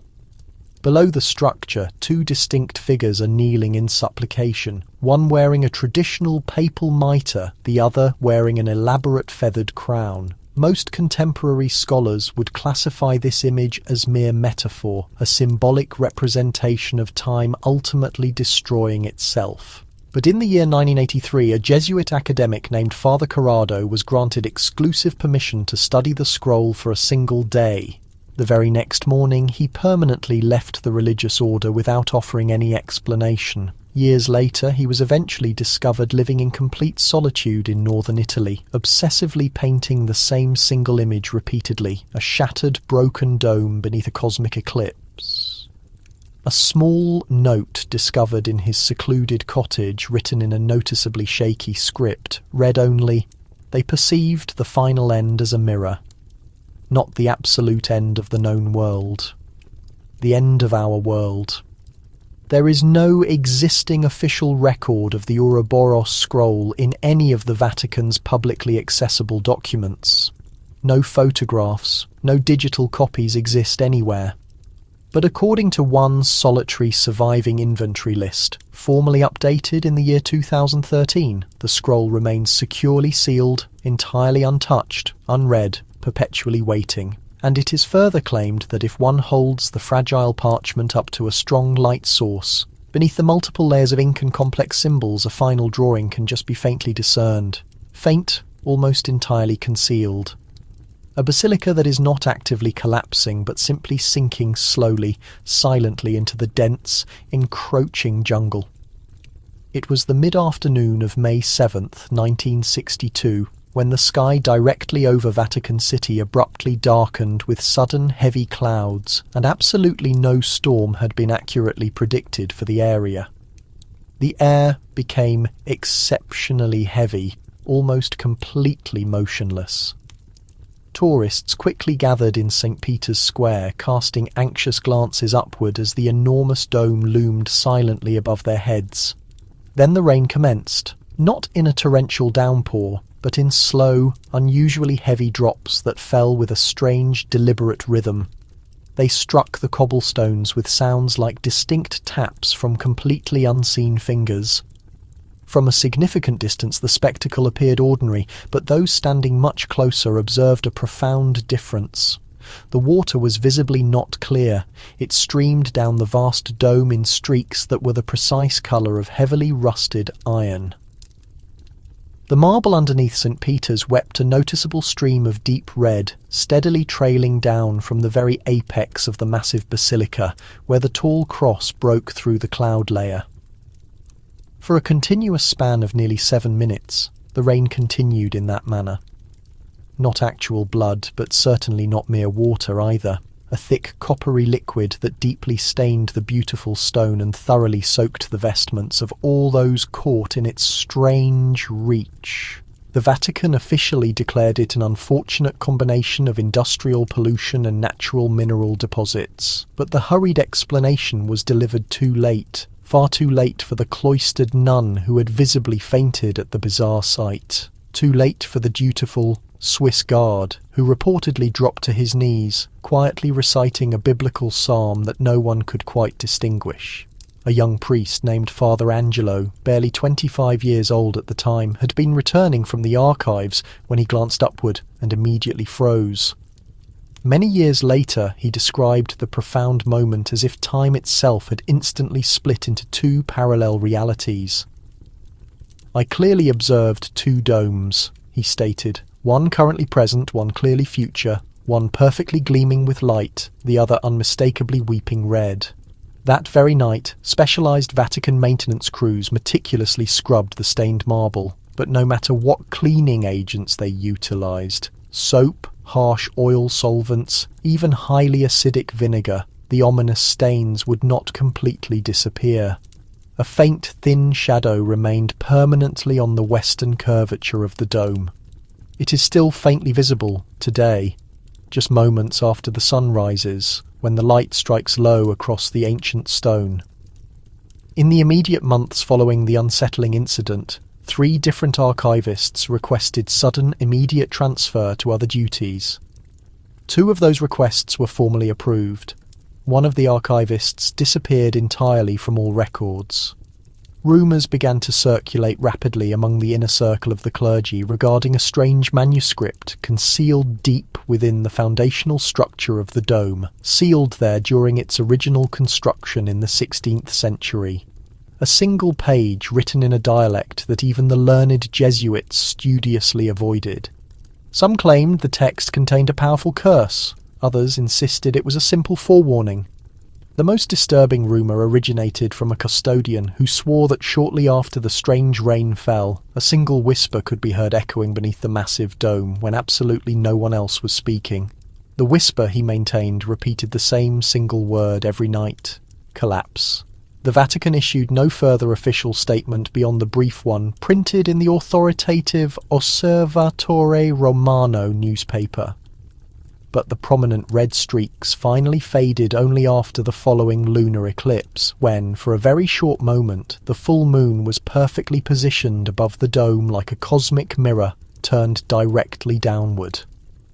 That specific day was never officially added to any church calendar, feast, or memorial observance, but those few who were physically present still refer to it by another name: the day the dome wept. The barracks housing the Swiss Guard sit peacefully near the perimeter of the Apostolic Palace, their distinctive colourful uniforms and antique ceremonial halberds dutifully guarding the main entrances of the Vatican City. With meticulous, time-honoured discipline, tourists frequently admire them, taking countless photographs as if they were historical statues momentarily brought to life. But deep beneath those quiet living quarters, beneath many centuries of clean, polished stone and closely guarded routines, lies a profound secret that even the guards themselves are not meant to uncover. It began in the winter of 1971, when a routine repair to the plumbing system resulted in a startling discovery that was never made public. One specific guard, a man named Lucas Meyer, was formally assigned the duty of supervising the work as the specialised workers drilled carefully into the foundation to replace a severely broken pipe section. The powerful drill suddenly penetrated too easily, immediately revealing a surprising hollow space directly beneath the solid wall. The room fell into complete silence. The workers instantly froze in place. Lucas bent down low, carefully brushing away the accumulated dust and fractured stone fragments, and immediately located a narrow vertical opening. It descended directly into complete darkness. The Vatican immediately terminated the repair work within the following hour. The construction workers were promptly dismissed and explicitly instructed never to discuss the matter again. But Lucas could not dismiss the memory. For the next 4 consecutive nights, he secretly returned after the official curfew, utilising an old key he was never supposed to possess. On the 5th night of his vigil, he carried a small, powerful flashlight. The passage descended into an unrecorded tunnel that was carved long before the current Vatican building was ever erected. The stone lining was perfectly smooth and perpetually damp, marked with shallow grooves that closely resembled ancient unknown symbols. As he moved cautiously deeper, he began to feel the ambient temperature drop significantly. He thought he could distinctly hear whispers echoing off the cold stone walls, but quickly assured himself it was merely the wind moving through unseen gaps. After travelling nearly 100 metres, the narrow tunnel unexpectedly opened into a large chamber. Inside, a small low altar stood on the ground and was partially covered in moss. On its smooth surface rested a single stone tablet, which was visibly broken into 2 clean halves. One side clearly depicted a figure wearing a papal crown. The other showed a man draped entirely in feathers, his arms raised dramatically toward the ceiling. Between the 2 figures was a perfect circle split cleanly by a jagged, sharp line. Lucas did not dare touch the stone, but he quickly took a clandestine photograph using a small camera he had carefully tucked inside his uniform jacket. The very next day, he secretly developed the photographic image. There was absolutely nothing discernible on the resulting film. The hollow space located behind the initial broken wall had mysteriously vanished from the photograph, leaving only an area of total darkness where the chamber should have been. Lucas desperately attempted to return the following night, but the original entrance had been entirely sealed with fresh, wet mortar. His old key no longer engaged the lock. The other guards were completely silent. Even his closest friend, a fellow soldier named Rito, pretended completely not to understand what he was frantically talking about. 2 weeks later, Lucas quietly left the guard without any formal ceremony. Years later, in a letter that was secretly smuggled out of Zurich and sent anonymously to a historian residing in Guatemala, he described what he had clearly seen beneath the barracks. The final sentence of the cryptic letter read, "They are not guarding the Vatican. They are primarily guarding what lies profoundly beneath it." And that hidden chamber, situated so close to the visible surface yet entirely forgotten by official history, remains permanently untouched. Or perhaps it reaches back out. He was officially named Father Benedetto in the documented records, but among the small number of people who were aware of his specialized work, he was simply and respectfully called the Scholar. For a period spanning over 40 years, he resided in a tiny, hidden room tucked permanently within the thick walls of the main Vatican library, completely surrounded by fragile parchment, profound silence, and closely guarded secrets. His entire life was dedicated to painstakingly decoding ancient, cryptic texts, especially those specific documents that the Church had chosen to permanently seal away, records deemed too profoundly dangerous, too fundamentally strange, or simply too completely forgotten to ever be shared with the outside world. Father Benedetto's final monumental project was never officially listed in the library's official catalogue. It arrived unannounced in a simple wooden crate with absolutely no return address, its exterior surface marked only by a large red circle containing 13 small dots. Inside the crate was a single rolled scroll wrapped entirely in black silk material. The inscribed language was completely unknown to him. The dark fluid seemed barely visible, like it was drawing away from light. Engraved at the scroll's edge, in Latin script almost too faint to see, were the phrases, "Those who perceive retain. Those who retain return." His effort to translate the document began in the spring of 1996. Each evening, a single lamp would be lit as he copied the cryptic signs by hand. The pace of the work was slow. Initially, he presumed the writing represented a lost variation of Mayan figures, but the grammatical structure was closer to Aramaic, then Greek, then something entirely different. With every translated character, he sensed the weight of the text increasing, as if its significance pressed not only on his perception but on the very atmosphere around him. His sleep stopped entirely. His research notes became disorganized and frenetic. In the blank spaces, he scribbled inquiries about duration, about reflective surfaces, about celestial bodies that were never observed rising. One particular entry read, "The pontiff must not see this. It is not future sight. It is instruction." On the night of June 23rd, the library aide who delivered Benedetto his nightly beverage found the door slightly open. The lamp remained lit. The parchment was laid out on the desk, partially decoded, and Benedetto was slumped in his seat, his eyes wide, his mouth slightly ajar, as if he had been halted mid-utterance. There were no signs of struggle, no physical injuries on his body. Yet what most unnerved the aide was the faint sound, a gentle sibilance, like aged paper moving in a current. Despite the windows being securely fastened, his demise was officially recorded as natural. The scroll was removed and placed in a secure vault, not the customary archive, but a place even fewer individuals had permission to access. 1 week following, the sitting pope ordered a low-profile investigation into the circumstances. It was concluded abruptly after only 4 days. The justification? A solitary sentence documented in Benedetto's final personal journal. Everything recommences when the final gasp is not taken by one person, but by an empire. That journal was permanently withheld from the public library shelves. No replacement translator was ever appointed to the scroll. Still, in the quiet alcove where Benedetto once laboured, the oil lamp that had burned for him was replaced. To this very day, no one has managed to keep it burning.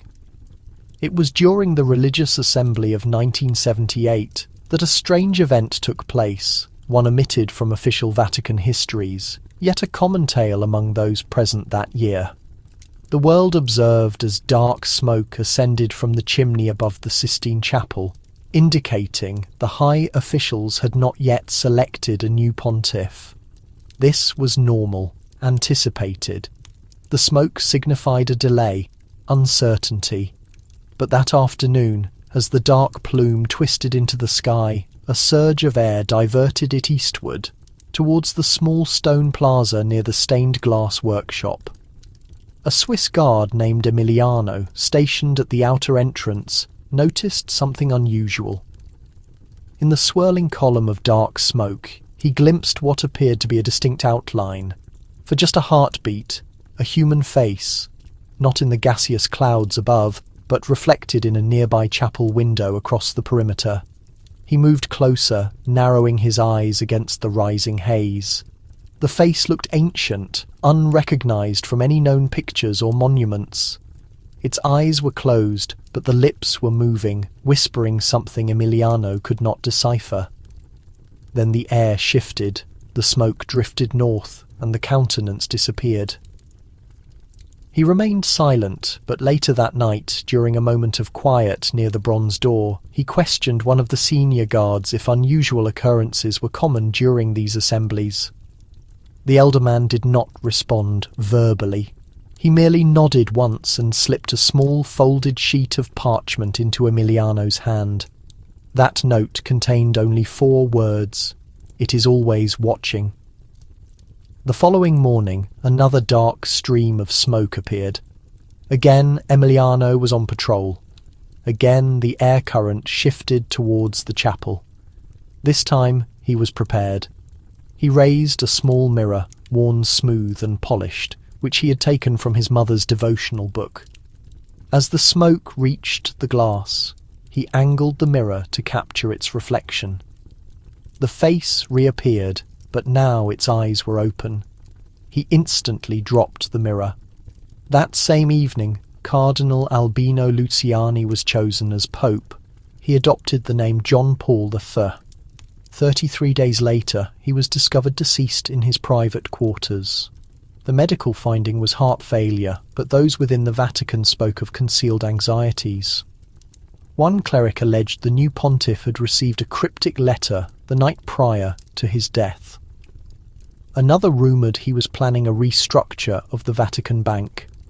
Still another insisted he had been inquiring dangerously about an old document connected to the Mayan calendar concealed deep within the library.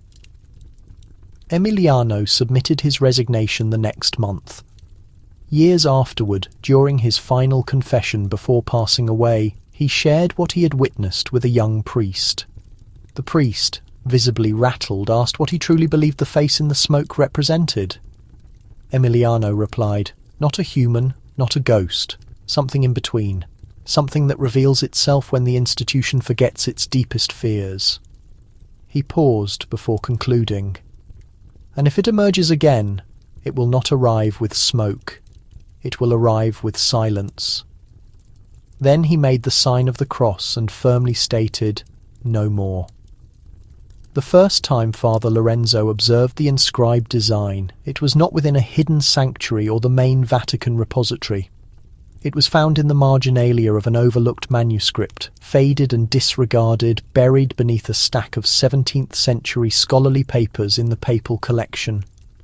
A faint spiral, resembling a serpent, coiled around itself, surrounded by dots, stars, and what appeared to be the basic shape of a religious structure.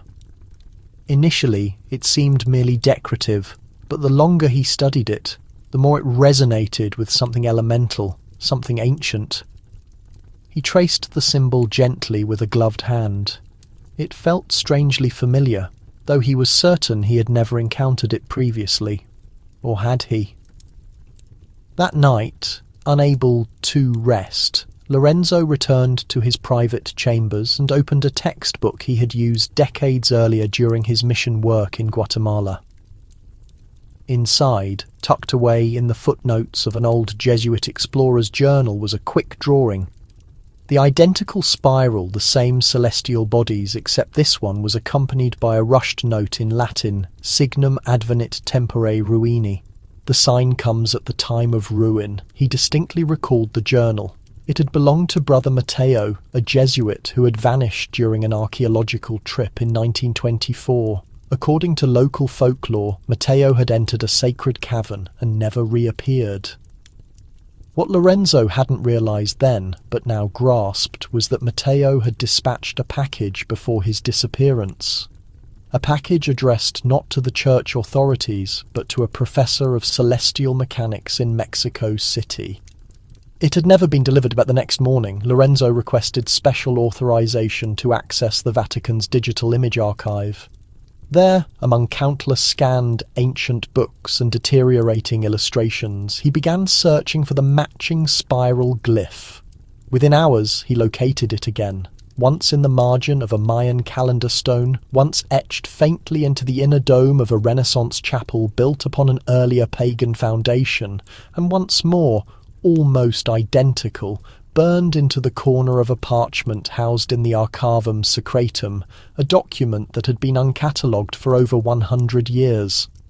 The symbol, it seemed, had no single point of origin, or perhaps more unsettlingly, it had too many, surfacing across centuries, diverse languages, and even opposing belief systems, yet consistently during periods of collapse, civilizations at the breaking point, empires losing control, faith dissolving, as if the symbol were not an invention of humanity at all, but a warning revealed to them at the precise instant their era was concluding. What troubled Lorenzo most was not just the symbol's widespread existence, but the sudden recognition that he had encountered it one final time. Years ago, during an Easter parade through St. Peter's Square, a small boy had etched it into the dirt with a stick, then looked up and smiled at him without saying anything. He never saw the boy again, but now as the fragments connected and the symbol reappeared in locations it shouldn't be, Lorenzo questioned if the message had been patiently waiting all along, concealed in plain view, waiting for someone to finally grasp not just its literal definition, but its warning, and for whom it was specifically intended. When the cargo aircraft landed in Rome in the spring of 1983, no one was there to meet it. No high-ranking clergy, no university experts. Only 2 security personnel from the Vatican's gendarmerie, their faces expressionless under the late-night mist. Inside the enormous container, secured with heavy iron straps, was an artifact lost for centuries, an object no official source would confirm the existence of. It had been unearthed far beneath a collapsed ancient structure in southern Belize by a private excavation team operating under the pretense of an academic grant. They had radioed in their monumental find only once, using an encrypted signal. The transmission was brief. "It is secured with chains. It is locked away. We are not the only ones down here." The team was never heard from again, but the container was retrieved, transported via military jet first to Mexico City, then unexpectedly rerouted without explanation to the Vatican compound. It arrived discreetly labelled as religious artwork, despite weighing significantly more than any statue and radiating an unnerving coldness. Monsignor Taviani, a highly experienced archivist, was the first official to examine it. He was told it contained a holy artifact from the earliest Christian period, perhaps the bones of a martyr or a securely sealed sacred container. But when the crate was carefully opened under the fortified walls of the Vatican Museum's conservation vault, what they discovered was neither Roman nor Christian. Inside lay a circular artifact crafted from volcanic obsidian and pale green jade. Its smooth surface, covered in etchings, no language expert could decipher. Around its perimeter were smaller linked rings secured by a metallic substance that looked like gold, but not from any known geological source. In the exact centre was a single stone eye, tightly closed, as if anticipating the moment to open. The artifact vibrated, not with an audible sound, but with an intense physical pressure. Taviani described the sensation as being intensely observed by something hidden behind an impenetrable barrier. He formally requested it be immediately moved to the deepest vaults below the papal library. His request was denied outright. Within a few days, Taviani ceased communicating, not just about the bizarre object, but entirely. He took an early retirement, adopted a life of absolute silence, and withdrew to a secluded monastery in the south of France. Before his departure, he handed a sealed envelope to his junior assistant. Inside was a single, cryptic sentence. It was not uncovered. It was imprisoned. The news circulated quietly among those who dealt in restricted documents and hushed histories. Some hypothesized the object was older than the Mayan civilization itself. Others suggested it had been stolen from a rival religious site in the Andes Mountains and carried north by a travelling cleric who met a sudden, unexplained end during a church service. The Vatican released 0 official statements, but a week after the artifact was relocated to the underground collection, a total power failure hit the Vatican archives. Security footage from that critical night was never made public, although one guard claimed to have overheard what he referred to as chains breathing. The object was never seen again by modern staff, and in its place, a new internal regulation appeared within the papal handling protocols. Do not unseal what was locked in darkness. A secret had resurfaced, but it had brought company, and its intentions were hostile. In a small, dust-covered filing cabinet of the Vatican's little-known cartography department, hidden behind shelves of obsolete global maps and astronomical charts, there was once a map kept without an identifying label, without an author's signature, and without a documented provenance.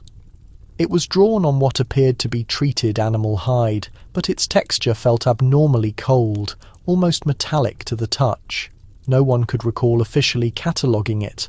No one knew how it had arrived there, but its presence was not accidental. The man who discovered it was an archivist named Father Miguel Salerno. He had been employed in the Vatican Library since 1964, dedicating most of that time to routine duties, duplicating texts, preserving fragile documents, assisting academic visitors. He was not the type of person to seek out mysteries, but when his hands carefully unrolled the strange map that day, something profound shifted within him. At first look, the illustration seemed prehistoric. It depicted a large landmass that bore no resemblance to any known continent today, but there were distinct markings, settlements, waterways, religious buildings, and in the centre a powerful symbol he could not disregard. A cross, but not the traditional Christian design. It was Mayan, faded yet unmistakable. Below it, a single line meticulously inscribed in classic Latin. Those who obliterate the stars will traverse blindly beneath them. The most inexplicable detail was not the symbols. It was the geographic depiction. The map showed the Vatican clearly, but not in its location in Rome. It placed it deep within the dense forests of Central America, completely surrounded by ancient carvings and temples, as if that had always been its original location. Father Miguel immediately took the map to his superior. Within hours, it was confiscated from him, locked in a secure sealed filing cabinet, and secretly replaced with a different scroll. He was informed the map was an elaborate forgery, a worthless deception. He was instructed to forget he had ever seen it. But that very night, he meticulously reproduced the map from memory twice, and concealed one duplicate inside an old prayer book in the main basilica. The other he carefully mailed to his relative, a university professor specializing in pre-Columbian history in Guatemala. 2 days later, Father Miguel disappeared without a trace. His private room was found untouched. His personal effects remained neatly arranged, but the man himself was gone, and absolutely no search operation was ever initiated. His relative received the mailed package. She authenticated the symbols as Mayan.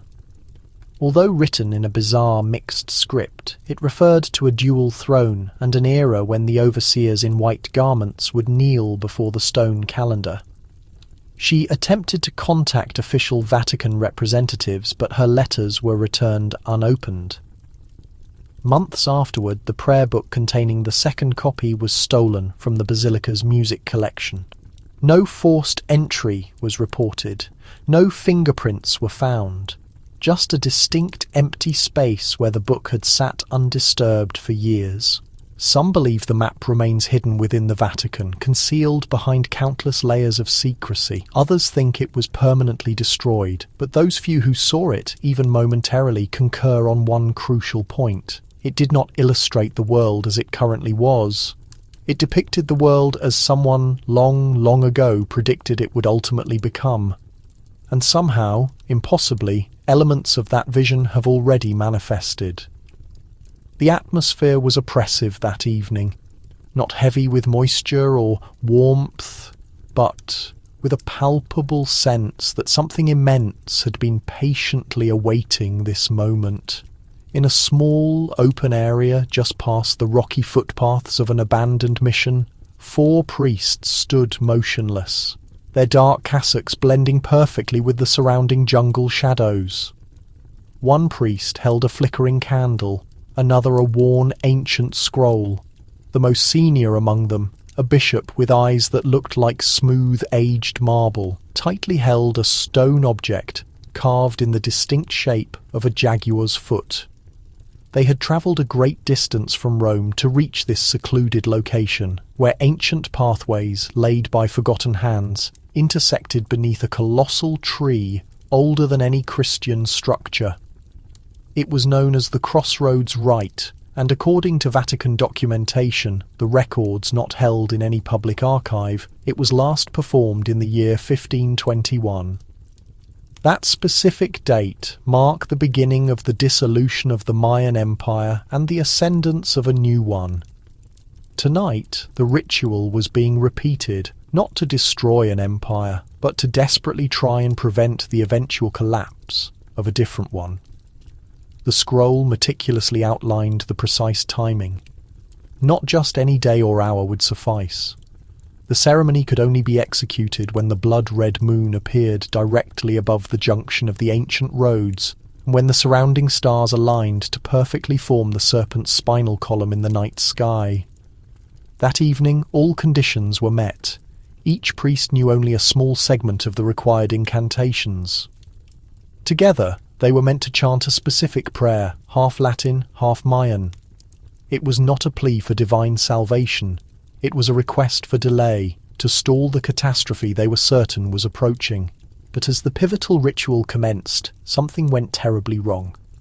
The youngest priest, Father Raphael, mispronounced a single word, a Mayan term meaning to pass through, but the sound that mistakenly left his lips meant to open. The bishop's eyes instantly widened.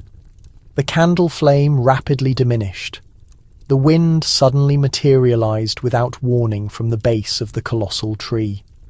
The very ground seemed to take a singular breath, as if the earth itself had been silently waiting for centuries to hear that specific error.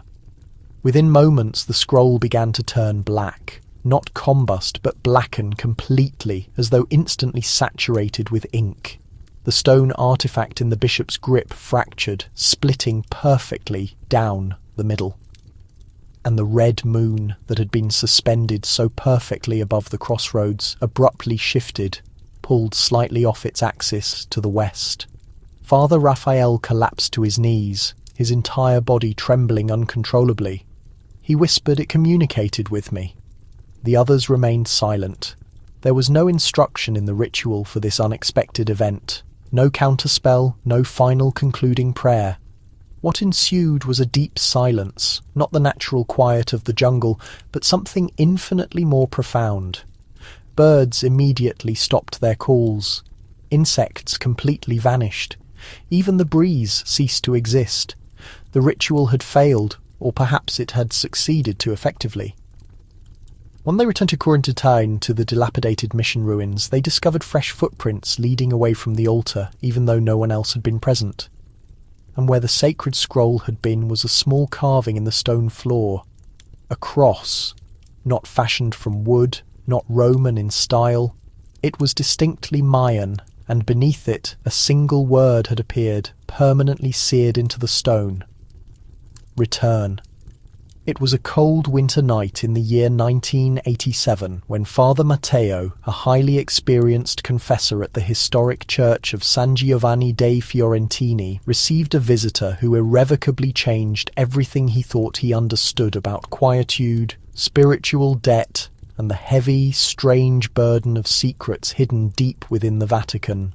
The man entered the confession booth slowly, his movements unnaturally stiff, as if weighed down not by advanced age, but by something far more substantial. He wore no traditional clerical vestments, but his hands exhibited the soft, ink-stained appearance of someone who had dedicated decades to intense scholarship. His respiration was laboured, yet he uttered absolutely nothing, not a single word. Initially, Father Matteo assumed the man was incapable of speech, or perhaps simply overcome by emotion. He gently recited the standard opening words of the rite, waited patiently, and listened intently, but the silence persisted, heavy, intentional. Then the man reached through the confessional screen and placed an item into Matteo's open hand. It was a very old rosary, but unlike any he had ever encountered. The individual beads were intricately carved from a strange green mineral, strikingly cold to the touch and unnaturally dense.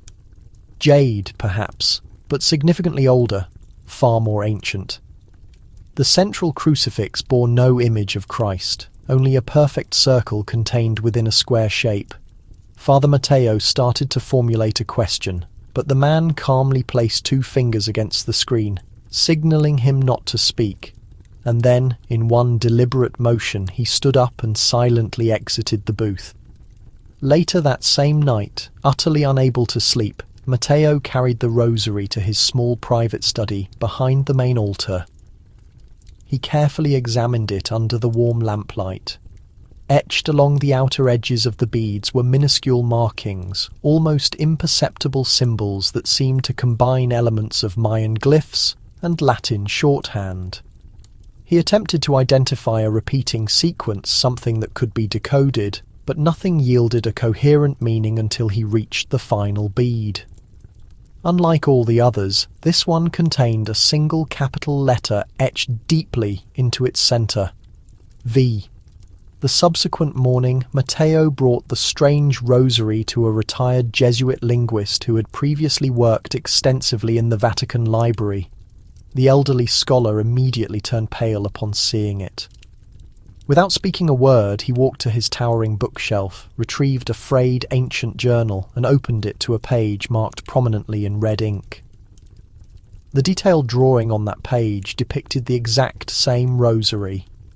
It was labelled "The Silent Chain," and beneath it, a cryptic note in faded script read, "Belongs to the one who never spoke, yet confessed the greatest sin." Matteo urgently asked for an explanation.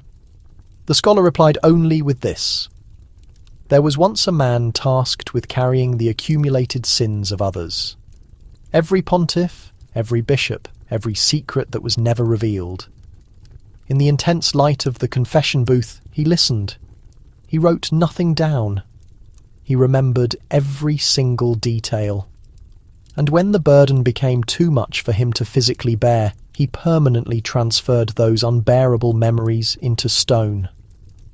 Matteo never again saw the mysterious confessor. But the unusual rosary remained securely kept in his desk drawer, wrapped in a protective cloth, locked away from view.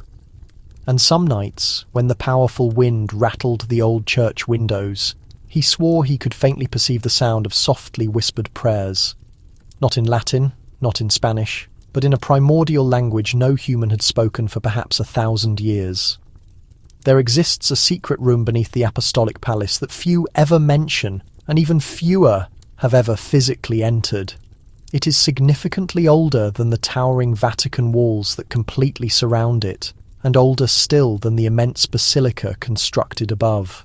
The dark stone that forms the chamber is black, not merely from lack of light, but from sheer antiquity, as if it has been patiently waiting too long for someone to return and complete what was initiated. They refer to it simply as the stone that waits. Its history formally begins in the year 1572, the year Pope Gregory III officially started the comprehensive reform of the calendar system. But concealed beneath that act of scientific precision and meticulous order, the Vatican secretly relocated a massive block of carved obsidian, transported from the distant hills of Chiapas, Mexico, directly into the spiritual heart of Rome. It was no larger in dimension than a small altar, and yet absolutely no one could physically lift it once it had reached its final destination, not even the combined strength of the strongest men.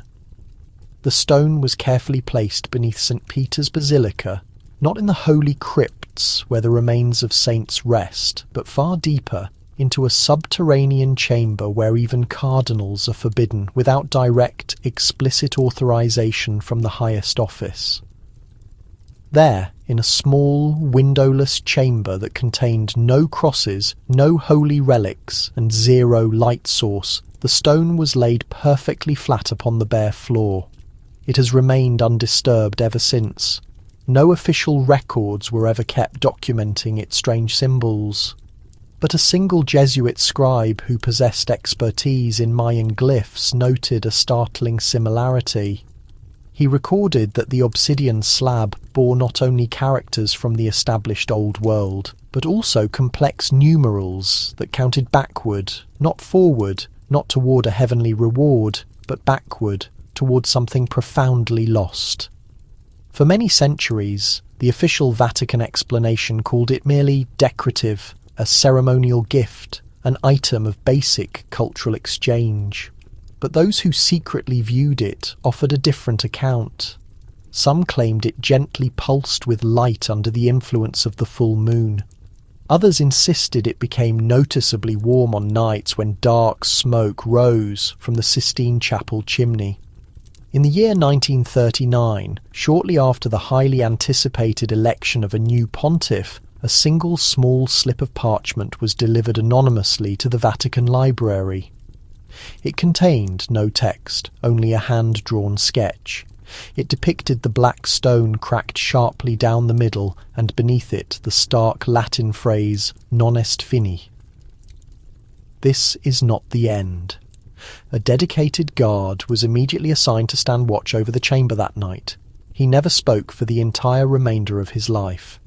When pressed, all he would say was that he had distinctly heard a noise emanating from the stone itself. Not a human voice, precisely, but something infinitely older than any form of human speech. Something that sounded distinctly like breathing, a breathing stone. In more recent years, when technical digital scans of the ancient chamber were attempted, none ever produced a clear image. The resulting images were always completely black, even when powerful light sources were utilized. Scientists blamed the unusual properties of the obsidian mineral. The priests attributed it to the influence of the devil.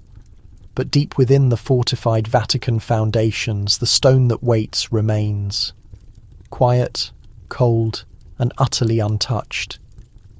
Its internal countdown may have permanently ceased, or it may still be actively running just silently, in a manner no modern machine can register, patiently awaiting not a specific time but a specific person. There is a fundamental ancient truth, cleverly hidden in the way human time seems to fold in upon itself. The Mayan civilization rigidly believed that history did not progress linearly, but rather revolved like the celestial bodies above, in vast, repeating, predictable cycles. They perceived time not as an arrow but as a colossal wheel, perpetually returning to its original starting point. The Vatican, conversely, built its entire power structure around the concept of finality, of a singular conclusion and a divine judgment, a heaven or a hell. Two fundamentally opposed interpretations of time, one timeless and circular, the other strictly bound by defined origins and ends. But in the most secluded corridors of the Apostolic Palace, a few curious minds began to seriously question, what if the Mayans' perspective had been the accurate one? A Jesuit academic named Father Ignacio de Leon was officially assigned to the Vatican Library in the year 1961. A modest man, noted for his remarkable recall and peculiar sleep schedule, he dedicated long hours to comparing complex ancient Mayan calendars with obscure lost Christian manuscripts. In his final public lecture, delivered to a mostly empty auditorium, he made a statement that would never be formally recorded in any official document. History, he declared, is not remembered, it is relived. That exact same night, he vanished completely. All his detailed notes were instantly removed from his private study. The door to his room was formally sealed. Officially, he had retired and quietly returned to Mexico. Unofficially, there was absolutely no record of his departure, no eyewitness to his leaving, and no signature on any official retirement paperwork.